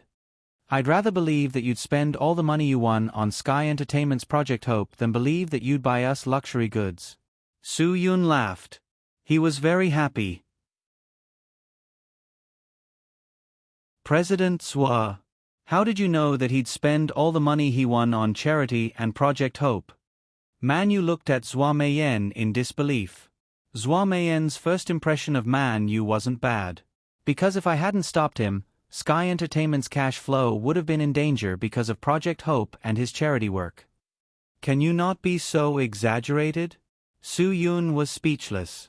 She made it sound like he was the person who almost destroyed Sky Entertainment. Ruan Qingxuang couldn't help but laugh. Although it's a little exaggerated, it's very appropriate.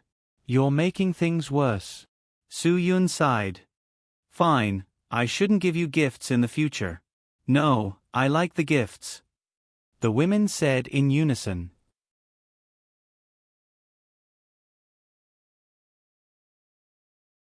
Chapter 36-67. Generally speaking, women were like this. They would say they shouldn't, but in their hearts, they would definitely like it. After everyone looked at the gifts, Feng Ying also arranged the rooms for all the outstanding employees of Sky Entertainment Group. Su Yun was waiting for her to come back so he could personally give her the gifts. Speaking of which, Su Yun was very respectful towards Feng Ying. Su Yun didn't even dare to think about what Feng Ying had done for Sky Entertainment Group. Zhua Meiyan should be the one who knew this the best. Therefore, even someone like Zhua Meiyan was polite towards Feng Ying in private and not in public. Normally, Zhua Meiyan wouldn't show too much in the company because she knew that a boss's prestige couldn't be relaxed under any circumstances. Especially when Zhang Taisui had passed Sky Entertainment Group to her before he passed away.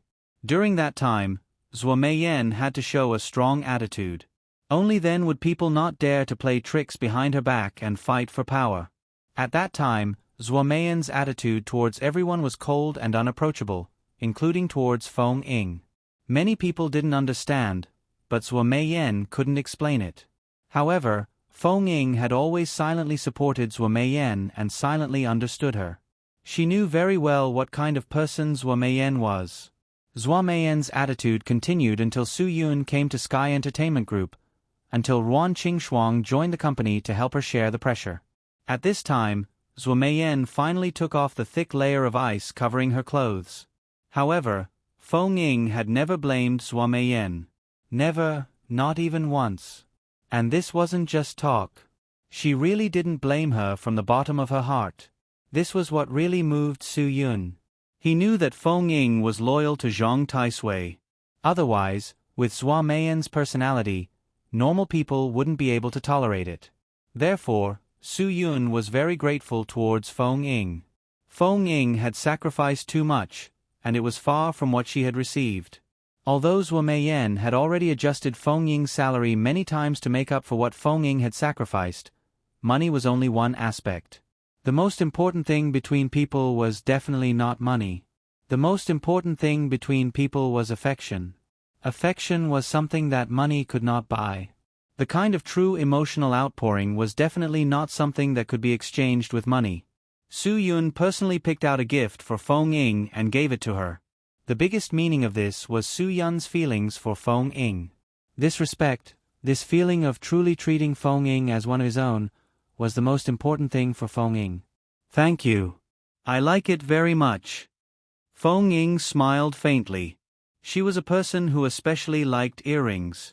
Although Su Yun and Feng Ying didn't have much contact, Su Yun was a person who knew how to observe details.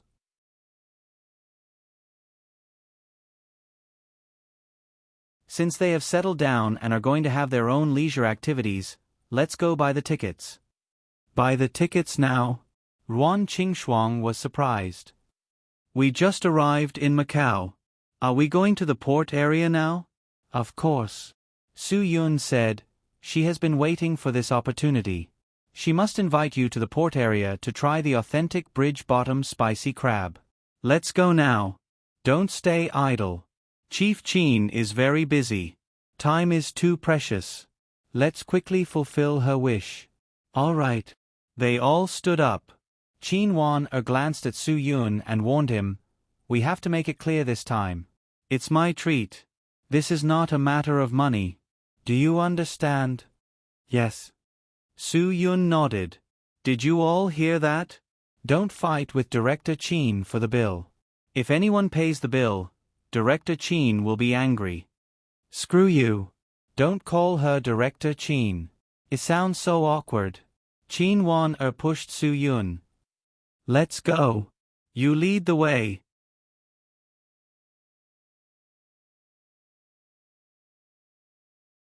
Chapter 3668. They called a taxi at the hotel and went to the ferry. Then, they bought tickets and left Macau by boat. When they arrived at the port area, the sky had just darkened. It was just the right time to eat.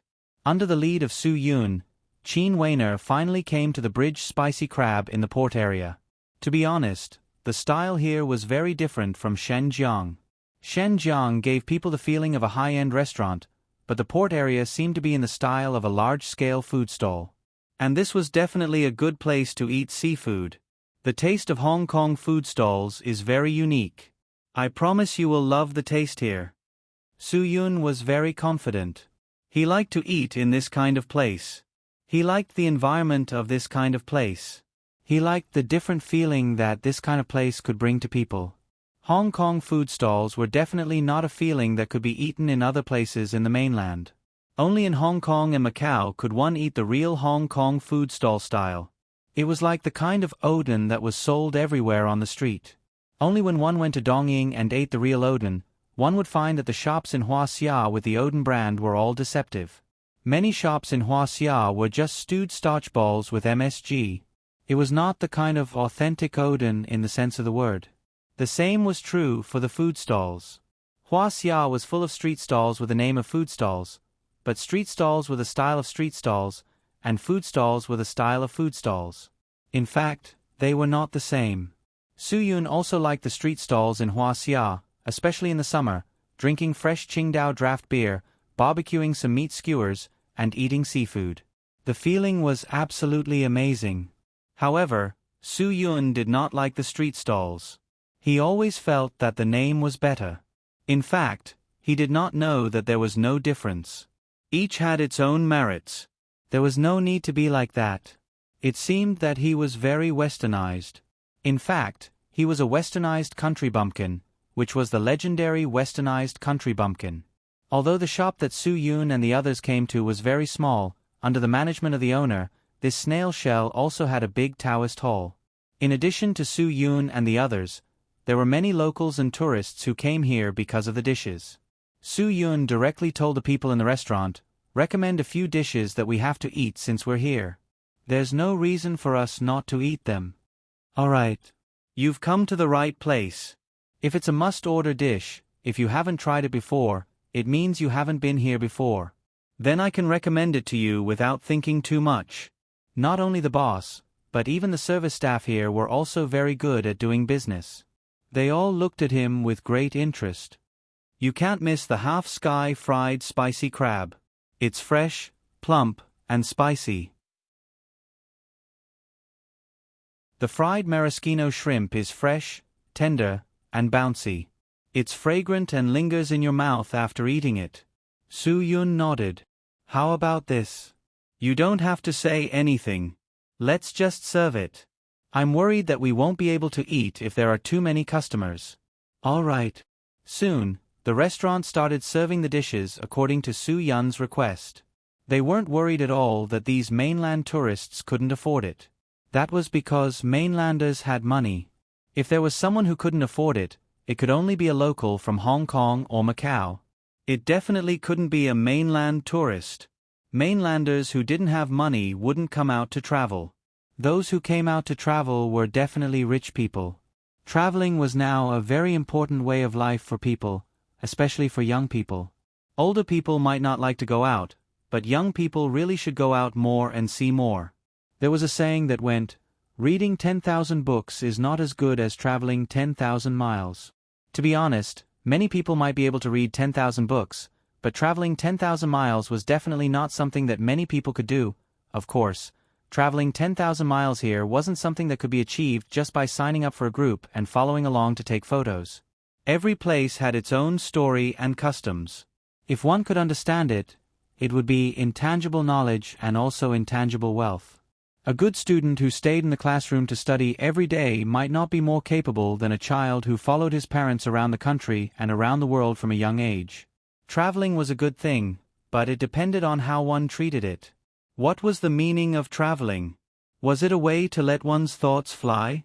Or was it just a boring thing to take photos and post on WeChat moments? The meanings were completely different. Stir-fried spicy crab was a famous dish in Hong Kong and Macau.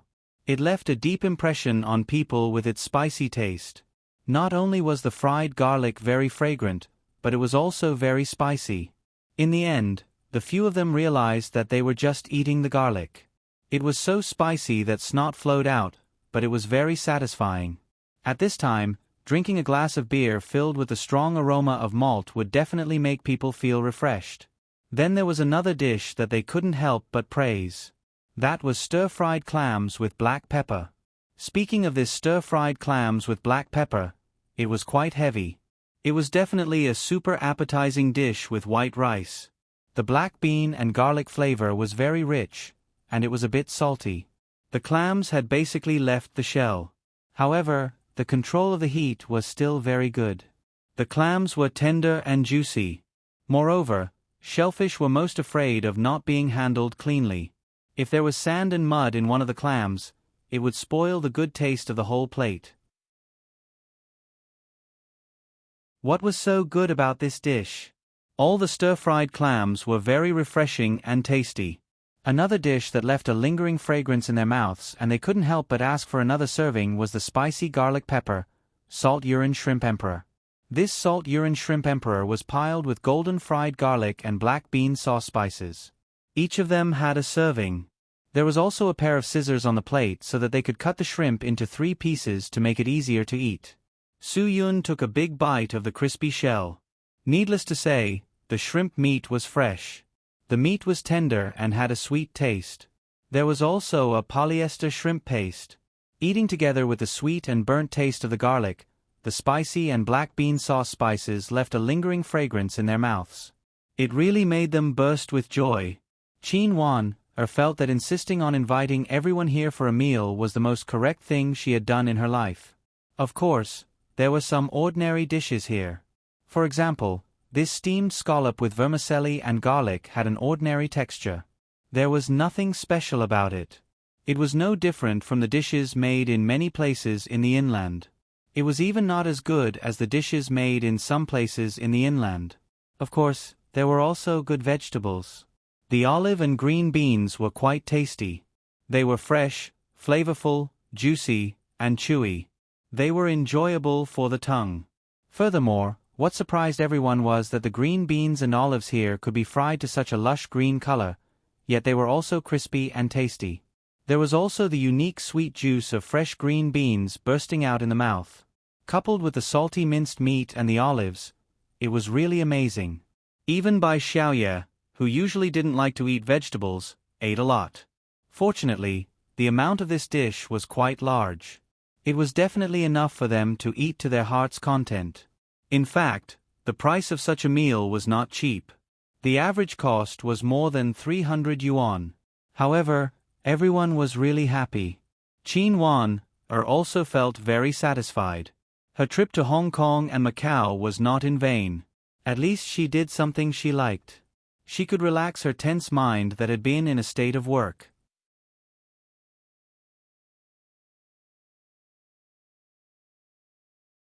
Chapter 3669. During the meal, Qin Wan told everyone what had happened, including how important the matter she was investigating was. Zhua Meiyan agreed with this. She knew that capital outflow was a huge threat. It was a disaster for Huaxia. Under the pressure of Huaxia's currency devaluation, capital outflow has become our main concern for Huaxia's economy. Zhua Meiyan frowned. I think that people like this should be severely punished. It wouldn't be too much to just kill them. Ruan Qingshuang didn't know much about economics. Didn't the central bank lead the devaluation of the RMB last time? It also shocked the global market. Huaxia did this mainly to get ahead of the Federal Reserve's interest rate hike, right? Man Yu didn't know much about economics either. That's what most people think. Zhua Meiyan was probably the most knowledgeable about economics. She even knew more than Su Yun. After all, ever since Zhua Meiyan took over Sky Entertainment Group, she had to pay attention to the domestic and global economy. If a businessman didn't know about economic changes, they would definitely lose money. Because Huaxia's currency has been devaluing for months, if the central bank waits for the Federal Reserve to raise interest rates before releasing the exchange rate, then the situation will be even more difficult to control. The RMB may depreciate disorderly, and it may fall by more than 13%. The pressure of capital outflow will be even greater. Zhua Meiyan said calmly.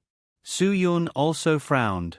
Do investors in Huaxia see capital outflow as the biggest threat to Huaxia's economy? Zhua Meiyan nodded. That's right. From the rate of decline of the central bank's reserves, we can see that capital outflow in Huaxia has been very fast. If Huaxia's economy continues to slow down, then capital outflow will accelerate. Of course, these were all visible cases of capital outflow. It was common for rich people to invest their money overseas. Zhua Meiyan paused for a moment, then continued, in their eyes, capital outflow is a sign that people's confidence in Huaxia is weakening. Capital outflow will take away liquidity from the domestic economy, making it harder for companies and local governments to raise funds. Zhua Meiyan had already said this very clearly, so everyone could understand. The visible outflow of capital. Also, how much of Huaxia's money had gone abroad. This number was simply unimaginable to ordinary people. It was a huge number. Moreover, with the Federal Reserve raising interest rates and Huaxia's stock market falling sharply, the trend of capital flows is becoming more and more important. The interest rate hike in the US has sucked in funds from Huaxia and other emerging markets, which has obviously put more downward pressure on Huaxia's share price. Zhua Meiyan said, why have the people who speculated in the stock market been losing so much in the past 2 years? It's all because they don't understand economics. Su Yun nodded. Zhua Meiyan agreed. Many people thought that they could make money by speculating in the stock market, but they never paid attention to the news of the Federal Reserve raising interest rates. A truly smart person who understood the world economy would not stumble in the stock market. Those who had news of the Federal Reserve's interest rate hike had all taken out their money as soon as they heard that there was no sign of it happening. And at this time, the people who would suffer losses were always ordinary people. Things like the stock market were people with news. Before they realized that there was a change in the situation, they would inflate the price and take the money of ordinary people who did not understand economics but still wanted to make money. Then, they would directly take it away. When the stock price plummeted and the ordinary people wanted to cry but had no tears, those people's wallets were full of money and they ran away with it. Huaxia was now in a dilemma. If they used currency depreciation to stimulate exports, it would encourage capital flight and force the central bank to use external reserves to slow down the tide of capital outflows. However, efforts to support the yuan would hit exports, which could lead to large-scale layoffs in various industries with weak profits and the expansion of the intricate shadow banking system. No one knew how many times the collateral in the warehouse had been mortgaged, or how much debt there was in the shadow banking system. Things are very complicated now. I don't think the market's focus is only on the Federal Reserve. This is just one of the things to worry about. Zhua Meiyan sighed. In addition to the capital outflows that we can see, these bastards who rely on underground money houses to transfer capital out and launder dirty money are even more abominable. They have made the entire Huaxia's economy even more chaotic. It is not wrong to say that they are a disaster to the country and the people. The Federal Reserve's interest rate hike does have an impact on Huaxia's economy, but the downward pressure on Huaxia's economy mainly comes from domestic factors. Su Yun frowned. Overproduction, high real estate inventories, declining export competitiveness. These are all our country's own responsibilities that cannot be shirked. After hearing what you guys said, why do I feel like there is a lot of crisis now, especially dangerous? Man Yu's eyes widened. She had never thought it would be so dangerous. After hearing what everyone said, she felt a sense of crisis. Perhaps only Cho Yun felt the least pressure about this kind of thing because she did not care, did not understand, and had no interest in this area. Therefore, she did not understand what others were saying. Even if she heard it, she would not take it to heart, nor would she think about it. In this dilemma, our country will allow the RMB to depreciate in an orderly manner, and at the same time set more restrictions on capital outflows, slowing down the opening of residents' capital accounts. Zhua Meiyan said calmly, Huaxia will use a large amount of foreign exchange reserves to ensure that the RMB exchange rate remains stable. This will definitely consume a lot of money, right? Ruan Qingshuang opened her mouth slightly. Yes. Zhua Meiyan nodded. Under the condition that it does not seriously affect Huaxia's external exposure, it should be able to consume $900 billion for foreign exchange intervention. $900 billion. My God. Ruan Qingshuang did not even dare to think about how huge this sum of money was.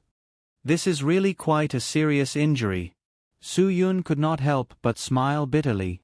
Although Huaxia's foreign exchange reserves are large, at least 25% of them have been consumed, right?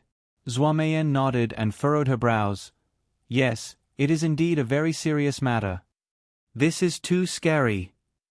Qin Wan realized that her task was becoming more and more important because she knew that what Zhua Meiyan and the others were talking about was just some of the capital outflows from the official channels. What Qin Wan wanted to investigate was the underground money houses and the illegal channels through which the money was being laundered out of Huaxia. If these illegal outflows were added together, wouldn't it be an even more terrifying number? Illegal money laundering and underground money houses caused a huge amount of capital to flow out, seriously endangering the financial security. They had to dig deeper into the upstream crimes. Whether it was financial securities or corruption, they had to severely crack down on major crimes in these areas.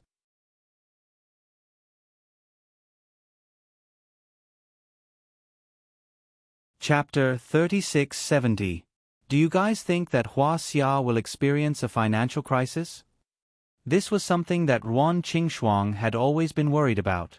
The global economic crisis during the Olympic years was still fresh in her mind. Will we be able to withstand the waves of the global financial crisis like last time? Zhua Meiyan shook her head. That's hard to say. During the 2008 global financial crisis, the inflow of foreign investors suddenly stopped, but the outflow of Huaxia's investors quickly reversed, alleviating the pressure on the net outflow of capital. During the 2012 European debt crisis, the inflow of foreign investors also suddenly stopped, but Huaxia's investors basically remained stable, causing the capital account deficit to rapidly expand. Su Yun added. He also had some understanding of these issues. In 2014, the inflow of foreign investors also suddenly stopped. Because the total outflow of Huaxia's investors continued to increase, the capital account deficit was larger than the previous 2 times. Zhua Meiyan shook her head helplessly. Ruan Qingshuang only understood half of it. So this means that Huaxia may also be affected by the financial crisis? Perhaps. Zhua Meiyan said, at the very least, it's not that optimistic right now. Many commoners can feel it. A few years ago, they could earn a few thousand RMB a month and still live comfortably. But now, a few thousand RMB a month is clearly not enough, and this process only takes a few years. Ruan Qingshuang had the deepest feeling about this. She nodded. She remembered very clearly that when she ran away from home and opened a medicinal cuisine store in Hadong, her monthly living expenses could be controlled within 800 or even 600 yuan. Of course, this was only limited to her personal living expenses and did not include the cost of the business. But now, what could she do with 600 yuan? It had only been 5 or 6 years. 600 yuan was about enough to buy a pair of shoes.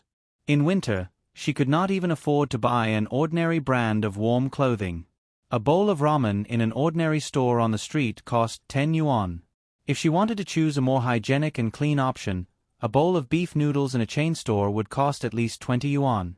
5 years ago, noodles in a chain store only cost 5 or 6 yuan, and she could even eat noodles for free until she was stuffed to death.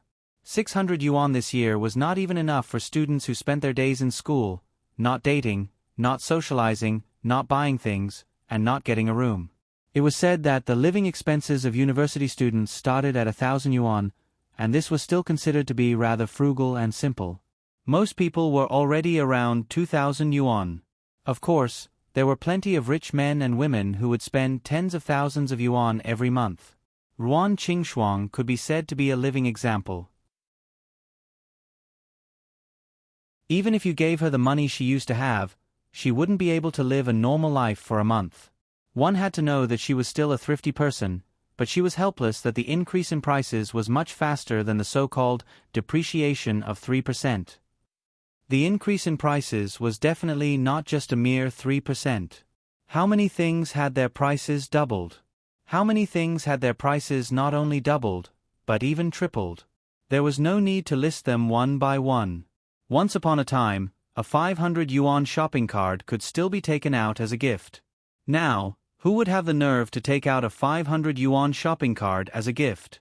It wasn't even enough to buy a t-shirt in a big mall. It was only enough to shop around the mall and buy some daily necessities in the downtown area. Now, giving out a shopping card would cost at least 2,000 yuan.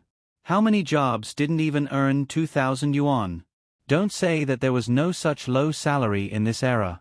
The work of sanitation workers was definitely dirtier and more tiring than imagined, but the salary they received was definitely lower than imagined.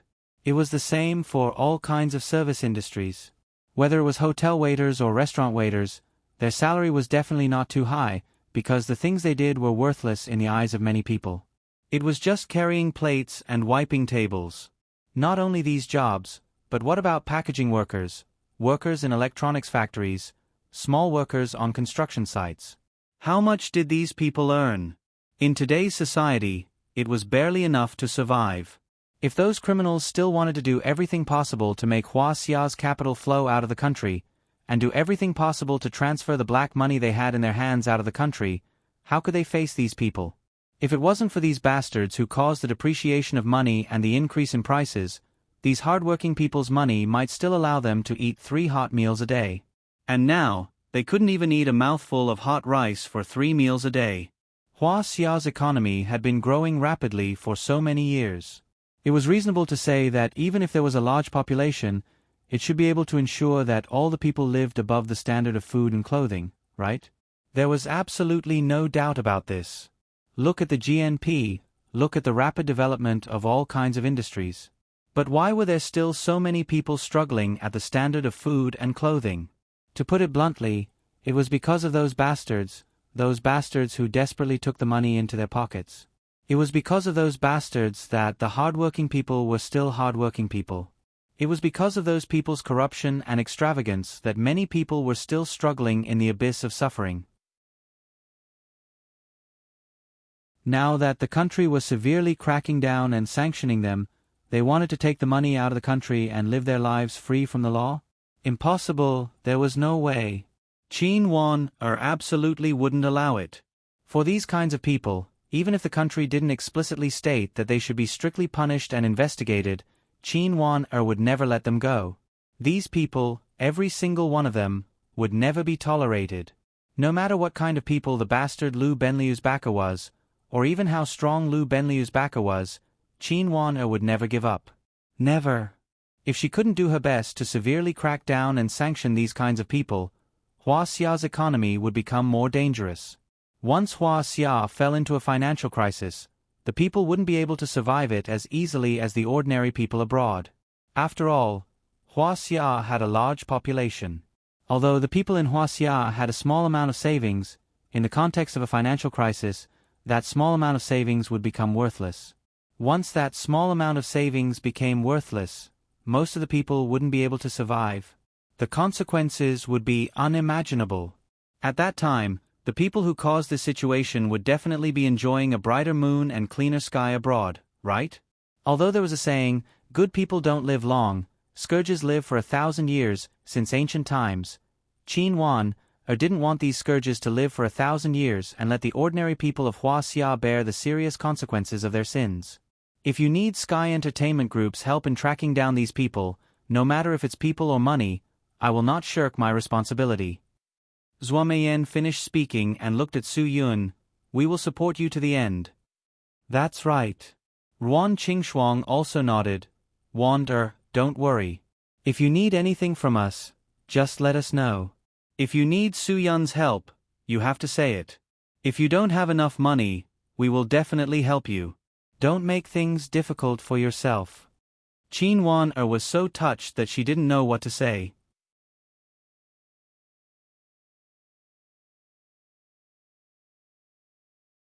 Chapter 3671. After a short reunion, Qin Wan still had to say goodbye, because Tai Kang's words were still lingering in her ears. Their mission had not been completed yet. They had to find out who Lu Benliu's boss was, and they had to find out the legend's connections in the country. This was the key to the entire matter. They couldn't possibly think that the matter was over and that the mission was completed just because Su Yun had won back the billion yuan. This was just the beginning. Su Yun's real mission had just begun. They would have to face more complicated situations. A billion yuan was not a success at all. Compared to the assets that were constantly flowing out, this was just a drop in the ocean. Qin Wan needed Su Yun's help, and Su Yun was not stingy with his ability. Ruan Qingshuang was, of course, very supportive of Su Yun helping Qin Wan because even Su Yun was particularly supportive of Su Yun on this matter. The sooner these stars who brought disaster to the country were dug out, the less losses they would cause to the people. Perhaps some people who thought they were smart would sigh that the rich immigrants could not take away much capital. Indeed, Huaxia's capital was denominated in RMB, and it was impossible to transfer it overseas. It had to be converted into USD. But some stupid people would think that it was a good thing to let some people package RMB and send it to the United States to reduce the liquidity of RMB in the country. People who had this kind of thinking were definitely stupid. However, Su Yun had heard an expert's analysis. He was a self-righteous economic expert, and he said that this was simple common sense that everyone knew. Once it was complicated by capital theory and currency war, it became a so-called crisis. Moreover, this expert also laughed at the people who were pretending to be patriotic and wanted to internationalize RMB. They wanted as many foreigners as possible to use RMB to save money, buy Huaxia's national debt, and carry RMB inflation, just like how Huaxia was now contributing to the USD. At the same time, they were lamenting the capital's escape. The expert also said that as long as one thought a little deeper, they would understand that the idea of the rich immigrants taking away Huaxia's capital was a false proposition that was demonized for the sake of the truth. He said that it was because the fixed assets, such as factories, machines, stocks, property speculators, poor tea, and so on, could not be taken away. Su Yun really wanted to ask this kind of economics expert, where did he learn economics from? This was simply an insult to the teacher. If the teacher knew that his student had such a twisted understanding of knowledge, wouldn't he be angered to death? Moreover, who said that the capital of the rich immigrants was clean? For example, if the family of a legendary battle pet warrior wanted to emigrate, how much of their money would be sent out through proper channels? 1 million. Or 10 million. And how much money did they transfer out through such dirty means? How many billions? Tens of billions? It might even be worth tens of billions. How was this capital loss calculated? How many rich emigrants left with clean hands? Su Yun even dared to say that 99% of them were not clean. More or less, some of the money had been transferred out of the country through some means. This wasn't a secret to begin with. Su Yun chose to return to Shenzhen with Qin Wan because he wanted to see what kind of demons could think of so many shameless ways to steal money. Su Yun believed that most of these people gathered in economically developed cities such as Beijing, Shanghai, and Guangzhou because they could only get more resources in big cities. Although Man Yu hadn't played enough and wasn't happy enough, she hadn't found a chance to go to Disneyland in Hong Kong and Macau to see if it was the same as Disneyland in Shenzhen. However, she didn't say anything about wanting to stay. She was a girl who could clearly distinguish between leisure and work. Man Yu wouldn't neglect what she was going to do next. She was definitely a girl who could be serious when she wanted to. Otherwise, Qin Wan wouldn't think so highly of her. Moreover, they weren't so tight on time when they returned. Because of some things that needed to be arranged, after Tai Kong returned to Shenzhen, he rested for half a day to accompany his family to play and eat. The next morning, he returned to the unit to coordinate with the investigation department. Qin Wan was very glad that she could have colleagues who supported her work so much. She was also very glad that she had a few friends who could help her relax. She was even more glad that she had Su Yun, a man who could stand up for her when she was most helpless and difficult. He was a man who could help her solve the problems that she couldn't solve. No, in Man Yu's words, Su Yun was her Prince Charming.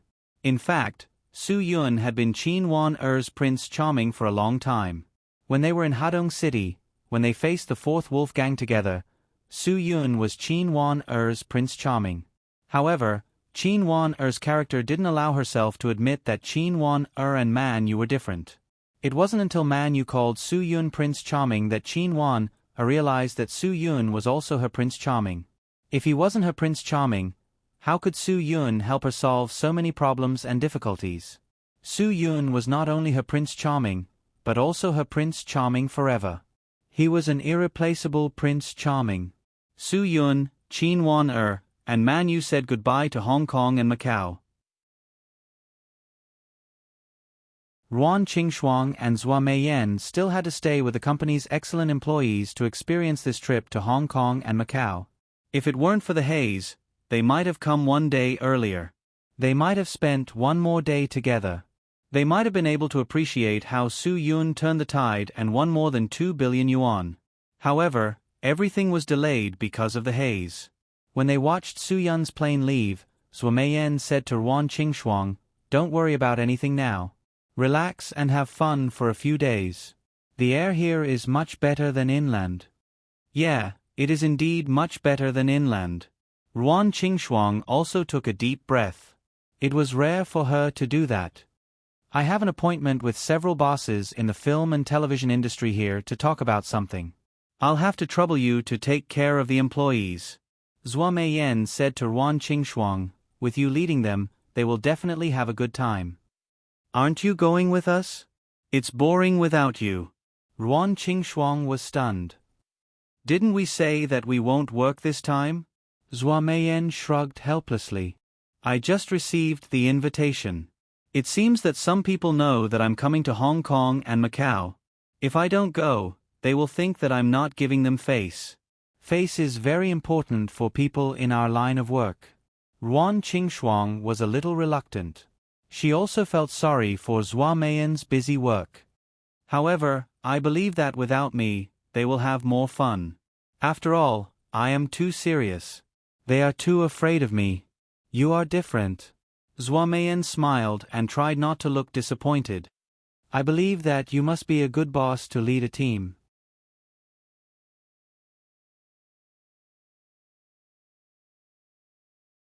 Chapter 3672. When the plane flew back to Shenzhen from Hong Kong and Macau, the sky was already dark because they were quite tired these days. The only day of relaxation was when they played in the port area until 3 o'clock in the morning. This morning, they woke up early to find out about Lu Benliu's situation in the hospital. It would be difficult for him to be discharged in a short time. Before Su Yun left, he specially contacted Qiu Shan to inform him. This was to remind Qiu Shan not to forget to help him get the 600 million yuan. For people like the legend, Su Yun would definitely kill them all, and not let them off easily. It was the same for his family. If he could really force them to death, Su Yun would really thank God for his blessings. Therefore, after Su Yun sat on the plane for a few hours, he felt sore all over. It was not the kind of fatigue, but the feeling of fatigue was too deep. Even Su Yun was like this, let alone Qin Wan-er and Man Yu. Su Yun believed that the two of them must be very tired. Therefore, Su Yun contacted Chong in advance before boarding the plane and asked Chong to arrange a car to pick them up. Chong waited at the airport an hour in advance. After finally seeing Su Yun and the others, Chong quickened his pace and walked forward to greet the three of them. "Brother Yun, the car is parked outside. Where do you think we should go first?" Chong asked. "Why don't we go directly to the hotel and eat something first?" "Ask them." Su Yun: "I don't mind. It's not too late to go back to the hotel with you later. Yi fella knows that I'm here, right?" I definitely have to tell President Yi that I'm coming out to pick you up," Chong said. Su Yun nodded and didn't say anything. Instead, he gave the initiative to Qin Wan and the others. If they were willing to eat together, then they would go together. If they felt that it was inconvenient, then Su Yun wouldn't force them. After all, this was Shenzhen, and they were of such status. There were many things that they had to avoid arousing suspicion. If Shinkai Hotel was a normal hotel, it would be fine. However, it was a 5-star luxury hotel. Qin Wan and Man Yu would definitely be criticized by others. In fact, this situation could not be blamed on them at all. The reason for this situation was entirely due to some unhealthy practices in the officialdom. Although this was unfair to some honest people, there was nothing they could do about it. Things were like this, and they had to accept it. People like Qin Wan and Chen Wei knew how to avoid arousing suspicion. "How about this? You can ask Chong to take you to the hotel. You must be tired. Let's go home and rest," Qin Wan said. "Chief Qin, you can come home with me today. There's no one at home anyway. We'll go to the unit together tomorrow morning," Man Yu said. Qin Wan nodded. "That's good too. In that case, let's split up here." Man Yu looked at Su Yun with a smile.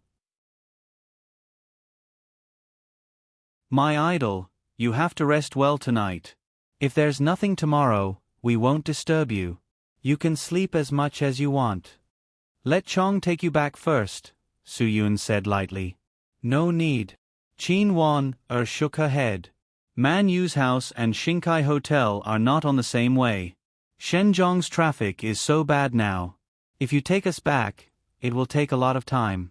You're already very tired now." Su Yun shook his head and insisted. "I don't care about this time. Let's go." Because Yi Fala knew that Chong came to pick up Su Yun, she let Chong drive her Maybach. Qin Wan was used to it. She knew Su Yun well enough, so she was not surprised. However, Man Yu was so surprised that her jaw almost dropped. It was too exaggerated. "My idol, you're really a person of status." Man Yu said, "I thought your territory was only in Qingdao. Now it seems that it's far more than that." Man Yu said, "In Macau, you can take care of 18K's people. In Shenzhen, you can get such a rich car to pick you up. Can you not be so handsome in front of me? I won't be able to control myself. You know I'm not that reserved." Su Yun smiled and did not say anything. "If you don't go in, then take a taxi back." Qin Wan rolled her eyes at Man Yu. Man Yu shook her head. "I won't do that. I'm not stupid. I can't get such a good taxi." "Then get in the car and shut your mouth. No one will think you're mute," Qin Wan said and pushed Man Yu into the car quickly. Then she sat in the back seat. After Chong got in the car, he asked for the address and took them to Man Yu's house. Man Yu didn't shut up all the way. Chongzi was starting to suspect that she was really a police officer.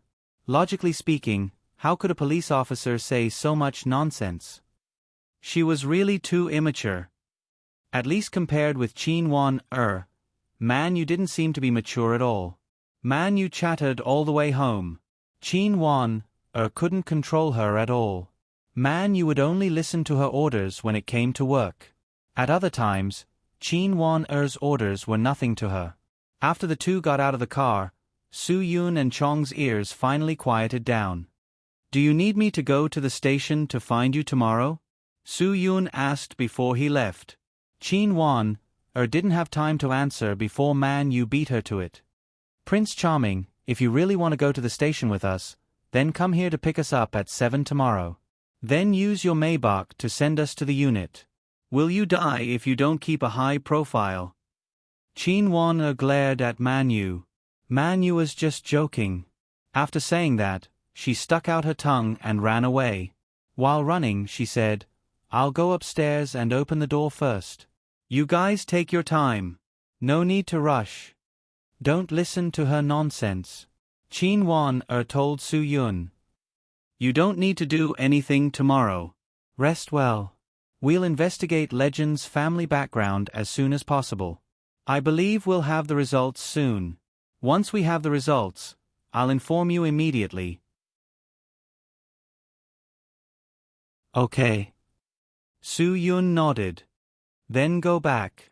Call me if you need anything. I'll be at Shinkai Hotel. Okay. Chin Wan nodded. Brother Yun, are you staying at a hotel tonight? Aren't you going home with Chairman Yi? Chong asked. Su Yun really didn't know how to answer. After all, Chin Wan was still beside him. Chin Wan's face clearly showed a trace of awkwardness. However, the awkwardness only lasted for a moment. She pretended that she didn't hear anything. Okay, I'll go first. Chin Wan turned around and left after saying that. Obviously, she was trying to cover up her awkwardness. Otherwise, she would have watched Su Yun's car leave before going upstairs. That was the courtesy and etiquette of Huaxia people.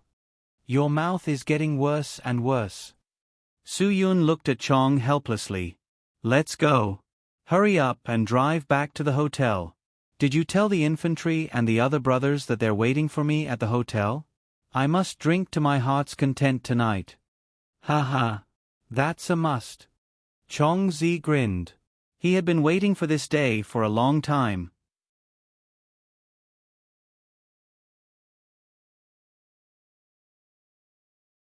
Chapter 3673. When Chong brought Su Yun back to Shinkai Hotel, Yi Fala had been waiting anxiously for a long time. Because they went to send Chin Wan and the others off, they were delayed for close to an hour on the road. Shenzhong's evening rush hour was definitely famous for being congested, so they were traveling at a tortoise's speed. After Su Yun gave a simple explanation, Yi Fala didn't blame Chong's tortoise speed anymore. Chong immediately went to arrange tonight's matters under Su Yun's signal. Yi Fala knew what they wanted to do just by looking at their eyes. You're eating with your brothers, don't you plan to bring me along? Yi Fala looked at Su Yun and asked impolitely, Isn't this too unkind? I can make them all work overtime until midnight with just one sentence. Su Yun didn't know whether to laugh or cry. It's because you're the boss that I can't bring you along. If I bring you along, everyone won't know how to drink. Please, you also have shares in Shinkai Hotel. You're also the boss here. Yi Fala said, If you can be a boss that's loved by your subordinates, why can't I? I'm not like Zhua Meiyan. I'm a very kind boss. I believe. Su Yun nodded, so I plan to give this decision to my brothers. If they prepare your position, then you'll be with us. If they don't, then I'll have to trouble you. Then I don't have to worry at all. Yi Fala snorted, They're all my subordinates now. Do you think they'll offend me so recklessly? Maybe they won't. Su Yun relaxed and sat on the sofa, but the greater the hope, the greater the disappointment. If they really don't think about you, don't take it too hard. Yi Fala rolled his eyes at Su Yun and said confidently, Impossible. If they don't think about me, then they'll pack up and leave tomorrow. After saying this, Yi Fala put down his phone. When Su Yun heard the sound of a voice message being sent on WeChat, she instantly realized what was going on. Yi Fala directly issued a threat in their WeChat group. You didn't say that I couldn't use any tricks. Seeing that Su Yun had seen it, Yi Fala did not evade or explain. Anyway, you said that you would give them the authority. You just said that you're not like Zhua Meiyan, and that you're a kind boss. But in my opinion, you're more capable than Zhua Meiyan. Su Yun didn't know whether to laugh or cry. This isn't something fun. Normally, I wouldn't be so dictatorial. Yi Fala explained, but today's matter is too special, so I have to be a little overbearing. Soon, the people in the group replied to her, all of them expressing their loyalty. In fact, everyone was very familiar with these people. They were the brothers who helped Yi Fala chase away those people who tried to usurp the throne in the hotel. Chong, Kong Zhong, Lu Feng, Dan Hongning, Foot Soldier, Shanzi, LV Wenny, and Dan Jiahao were all on his side. Little Dong Bei was brought to Qingdao to be in charge of the F&B department of the Sky Entertainment Hotel, and the F&B department of the Xingkai Hotel was handed over to Shanzi. After such a period of training, Shanzi had completely become a super chef who could take charge of a restaurant on his own. Soon, he was going to make use of his connections with the upper class like Shen Jiang, who he knew, to find some connections to make the medicinal cuisine restaurant in Xingkai Hotel a Michelin 3-star restaurant. Chong and Kong Zhong did not change much, but they were more mature than before. The ruffian aura on their bodies had almost completely disappeared. Lu Feng and Dan Hongning could now be said to be in-laws. Although LV Wenny and Dan Jiahao had not registered their marriage, their two families had already completed the engagement. Foot Soldier was still the same. Su Yun and he had just done something together, so in Su Yun's eyes, the changes were almost non-existent. Under Shanzi's arrangement, they went directly to the private room of their medicinal cuisine restaurant. Yi Fala received everyone's invitation, which made her very satisfied. Let me tell you, you can't be afraid of power in the future. You have to have a backbone. Su Yun joked. Chong told Su Yun, President Yi is also friends with us in private. We originally wanted President Yi to come together. Don't tell me we're just going to entertain you and leave President Yi out in the cold. That's right, Brother Yun, you're not being kind. Half of the reason why we can be where we are today is because of you, and the other half is because of President Ye's leadership. If it weren't for President Ye's leadership, we wouldn't be where we are today. Yes, so President Yi is also very important to us. The few of them were all talking at once. Su Yun grinned and laughed. It seems that you are on the same side. Well, even if I said something wrong, I will punish myself with 3 cups of wine. As the youngest person at the table, Dan Jiahao immediately poured wine for Su Yun, while LV Wenny was responsible for pouring tea for everyone. Su Yun was really happy and relaxed today, so he tried his best to let loose and drink to his heart's content. Although he had never let himself get drunk before, he believed that the Xingkai Hotel's unique wine today was obviously different from ordinary wine. As long as he didn't control his body's forced emission and consumption of alcohol, he should be a little drunk. Just like that, Su Yun drank and chatted merrily with everyone. He and everyone drank at least 2 or even 3 glasses. This high concentration of fine wine was indeed not ordinary. Su Yun did not allow his body to be immune to the alcohol and expel it in time, so after 2 rounds of drinking, he really felt a little tipsy. Everyone was a little tipsy, and everyone was drinking happily. Although Yi Fala participated in everyone's gathering, she didn't drink. She seemed to be very clear that she needed to leave someone sober. After all, everyone hadn't drunk together with Su Yun for a long time, so they would definitely drink a few more cups because they were happy. Yi Fala didn't mind everyone drinking a few more cups. She knew that everyone present was a person who had alcohol tolerance, and not the kind of person who didn't have alcohol tolerance, so she wasn't worried about them drinking too much. There were so many rooms upstairs in Xingkai Hotel, so she could just arrange one for them. Like Yi Fala, LV Wenny also stayed sober. She seemed to be very clear that everyone would drink a lot. As the night got darker, everyone drank more and more happily. Su Yun listened to them talk about a lot of things that happened here during this period of time, and also told them a lot of things that happened to him during this period of time. His hearty laughter made the few waiters couldn't help but feel happy. They drank and chatted until 11 o'clock at night, and at this time, Su Yun finally felt the taste of alcohol controlling his brain. If he didn't deliberately control it, the alcohol definitely wouldn't interfere with any of his brain nerves, but he just wanted to get drunk today. It had been a long time since he got drunk, and this feeling was pretty good.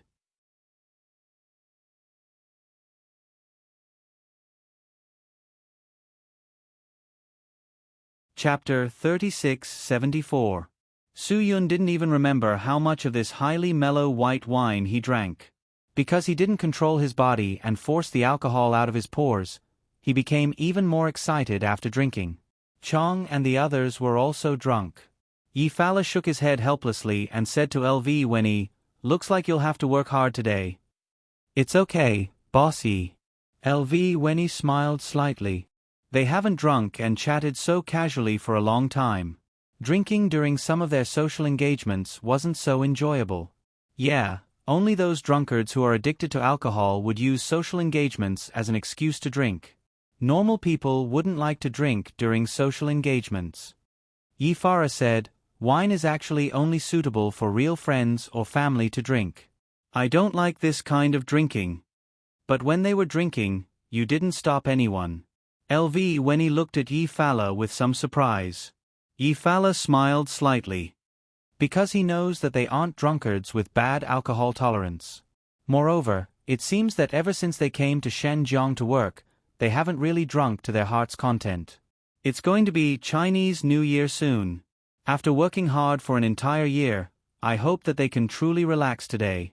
LV Weni also smiled. It was indeed so. Each of them had worked hard for an entire year and put in a lot of effort for the hotel. They really should have a good rest. I reckon that none of them will be able to leave today. Su Yun doesn't have any intention of sobering them up. Yi Fala smiled bitterly. When it's over, help them prepare rooms and let them stay in the hotel. LV Weni nodded. Then prepare a suite for Boss Su? There's no need to prepare his, Yi Fala said. Yi Fara said, "I didn't drink, and he's a guy who's immune to alcohol. Maybe he's pretending to be in this state to cooperate with his brothers. When they're all drunk, he might be in high spirits again." Seeing that they were still drinking, Yi Fala felt that his judgment should be correct. But in the end, when the drinking session ended, Yi Fala realized that she was wrong. She realized that Su Yun could also get drunk. It didn't mean that those who had been trained to be immune to alcohol wouldn't get drunk. There was nothing that could stop a person from getting drunk at any time. To put it bluntly, Su Yun's alcohol immunity training was to train how to prevent alcohol from invading the brain. The most effective method was to expel the alcohol from the body through the pores before the alcohol completely took over the brain. This method had been used by people in ancient times. It was called the Six-Pulse Divine Sword. It was even more awesome. It could force wine out from the gap between one's fingers. Of course, this was a magical martial art, and Su Yun's training was a more scientific method. Chairman Yi, Chairman Su seems to be drunk. When he saw Su Yun laying his head on the table like everyone else, she helplessly said to Yi Fara, "Should we also prepare a room for him?" "Forget it. I'll take him back to rest." Yi Fara said, "That way, they might be able to sleep a little longer tomorrow morning. If these guys know that Su Yun is also in the hotel tomorrow morning, they will definitely disturb his rest and ask him to have breakfast together." LV Weni smiled and didn't say anything. She didn't know if Yi Fara was deliberately finding a reason to take Su Yun home. You should also leave a reminder for their rooms. Tell them that they can go to work 2 hours later tomorrow morning and sleep a little longer. Yi Fara said, "If they really can't get up, then take a day off." And LV Weni nodded. Yi Fara got up and carried Su Yun. With the help of LV Weni, he threw Su Yun into the car. LV Weni also arranged for a few people on duty to help her send the drunk guys back to the prepared rooms to rest. Yi Fara drove Su Yun back home. Along the way, Su Yun lay motionless in the back of the car and slept very soundly. Perhaps alcohol could really let people release their tiredness more easily. The reason why Su Yun slept so soundly was entirely because of that tiredness. One after another, he didn't have time to completely relax. Sometimes, psychological relaxation was also very important, but Su Yun seemed to have not felt that kind of relaxation for a long time. That was why he was particularly tired. Yi Fara was worried that Su Yun would wake him up, so he drove very carefully and very slowly along the way. Even when turning a corner, he was afraid of shaking Su Yun awake. In this way, Yi Fara drove for 40 to 50 minutes on a journey that was originally about 20 minutes to get home. Even when Yi Fara stopped the car, Su Yun was still sleeping very comfortably. The back seat of the luxury car was really comfortable. Otherwise, Soo-yoon wouldn't have slept so comfortably and didn't have any intention of waking up even when they reached home. Yi-Farah carefully parked the car and then pulled Soo-yoon up from the car. Soo-yoon opened his eyes in a daze and looked as if he wanted to say something. However, the corner of his mouth moved, and he didn't even murmur. He was half asleep and half awake as Yi-Farah brought him home. Soo-yoon's bedroom had always been in Yi-Farah's house, and it was always clean. Because Yi-Farah would welcome Soo-yoon to Shenjiang at any time, Soo-yoon's room at home had always been maintained. Of course, other than Soo-yoon's room, Yi-Farah also maintained another room at home, and that was Bufifen's room. Yi-Farah looked forward to Bufifen's sudden return every day. Especially this time, when he came back, it made her look forward to it even more. In fact, people shouldn't have too much expectation for something. Once people's expectations were too high, they would feel disappointed. Expectation and disappointment were always proportional. If Yi-Farah didn't have that kind of expectation, she wouldn't feel disappointed. It was precisely because she had this kind of expectation that she felt so disappointed. Yi-Farah brought Soo-yoon back to his room and put him on the bed. When she helped Soo-yoon take off his clothes, she smelled a strong smell of alcohol. In the end, Yi-Farah simply took off all of Soo-yoon's clothes and put them in the washing machine to wash and dry. Anyway, Soo-yoon was sleeping very soundly and seemed to be in a completely unconscious state. He wouldn't care about what she did to him. Soo-yoon indeed hadn't felt this state for a very long time. To be able to completely not have to ensure that he was awake, perhaps this was a kind of true relaxation for Soo-yoon. At least, that was what Soo-yoon thought. He really enjoyed this kind of complete relaxation. This complete relaxation allowed him to recover all of his energy the next morning and become an absolutely energetic man again. A man who would never be tired.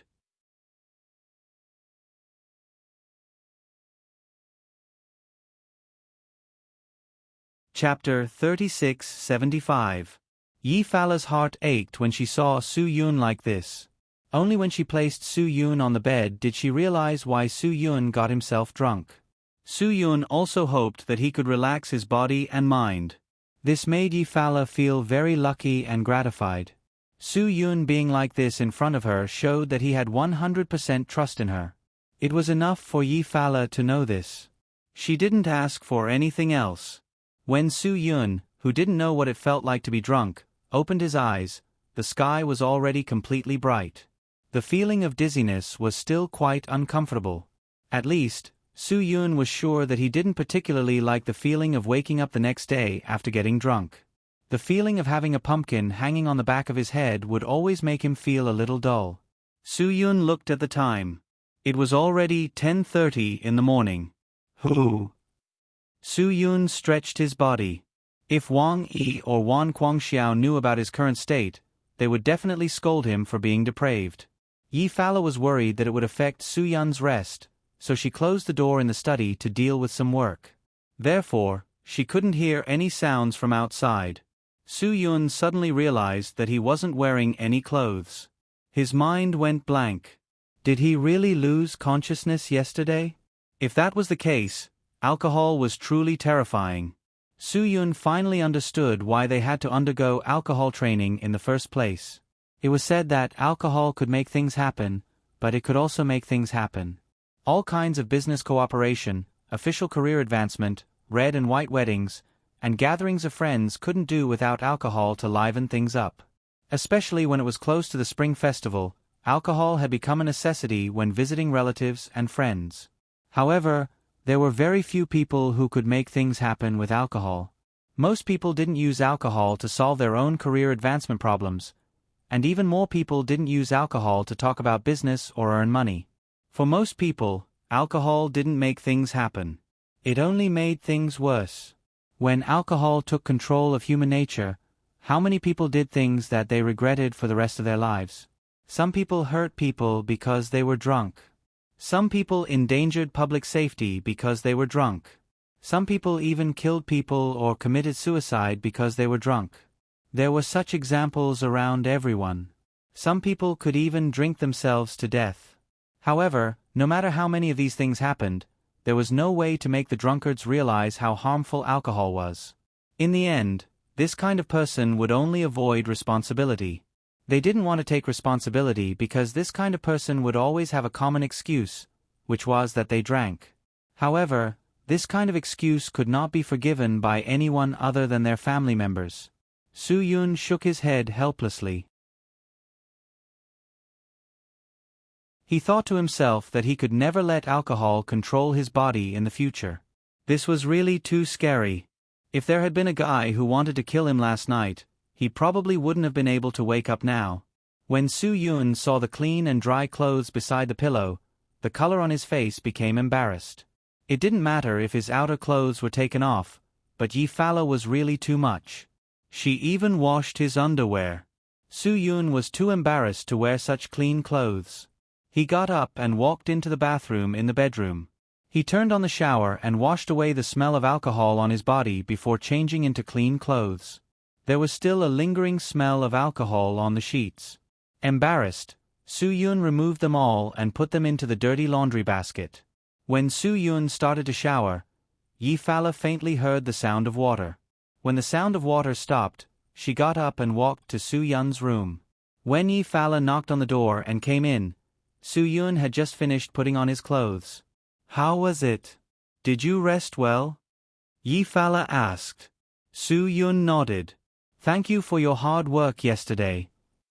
After Soo-yoon finished speaking, he took out the laundry basket and asked Yi-fala where the washing machine was.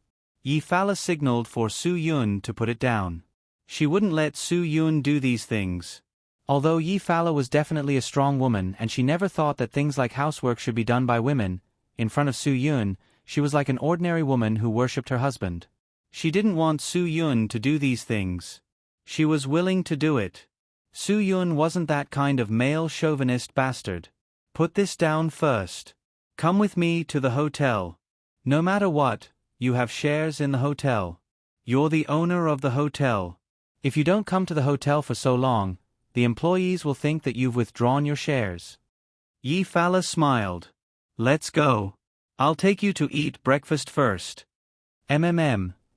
Soo-yoon nodded. He was indeed a little hungry. Last night, he only cared about drinking. Soo-yoon really didn't eat much. He also slept so late in the morning. At this moment, he was really hungry. In the tea house of 18K Choshan in the Port District, Legend, who had endured for 2 days, was very weak. What was tormenting him now wasn't just the physical pain. There was also the mental helplessness and loss.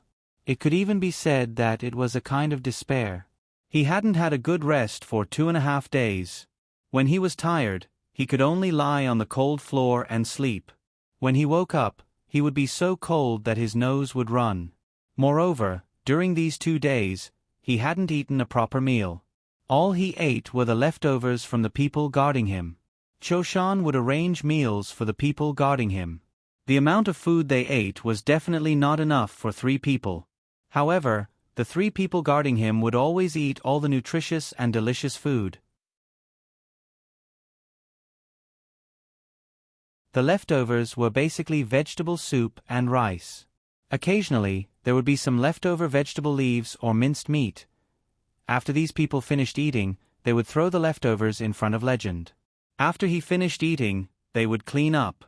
When they did this for the first time, Legend absolutely refused. How could he eat the leftovers of these people? What did he eat on a daily basis? It was probably something that these scoundrels had never seen before. However, after 1 day, Choshan still didn't get the money. Therefore, he still couldn't let him go. At this time, Legend began to panic because he felt that at this time, his father must have known about his situation. Why didn't he save him? This made him desperate. In the middle of the night, he was so hungry that he couldn't take it anymore. He had no choice but to eat the leftovers of the 3 bastards guarding him. He didn't want to starve to death. And now, it was the afternoon of the 3rd day. If his father couldn't transfer the money to Choshan's designated account in time, Choshan would cut off one of his hands. Legend couldn't help but tremble at the thought of this. He couldn't imagine how painful it would be to cut off one of his hands. Maybe that kind of pain was simply unbearable. Maybe he would directly die because of that kind of pain? The leftovers of the 3 guards were thrown in front of Legend again. The rice grains splashed on his shoes. He didn't seem to care about the high-end handmade leather shoes that cost more than 100,000 yuan. You're tuning in to the Narrate and Escape YouTube channel. Don't forget to subscribe and join us on this journey to catch the most captivating stories.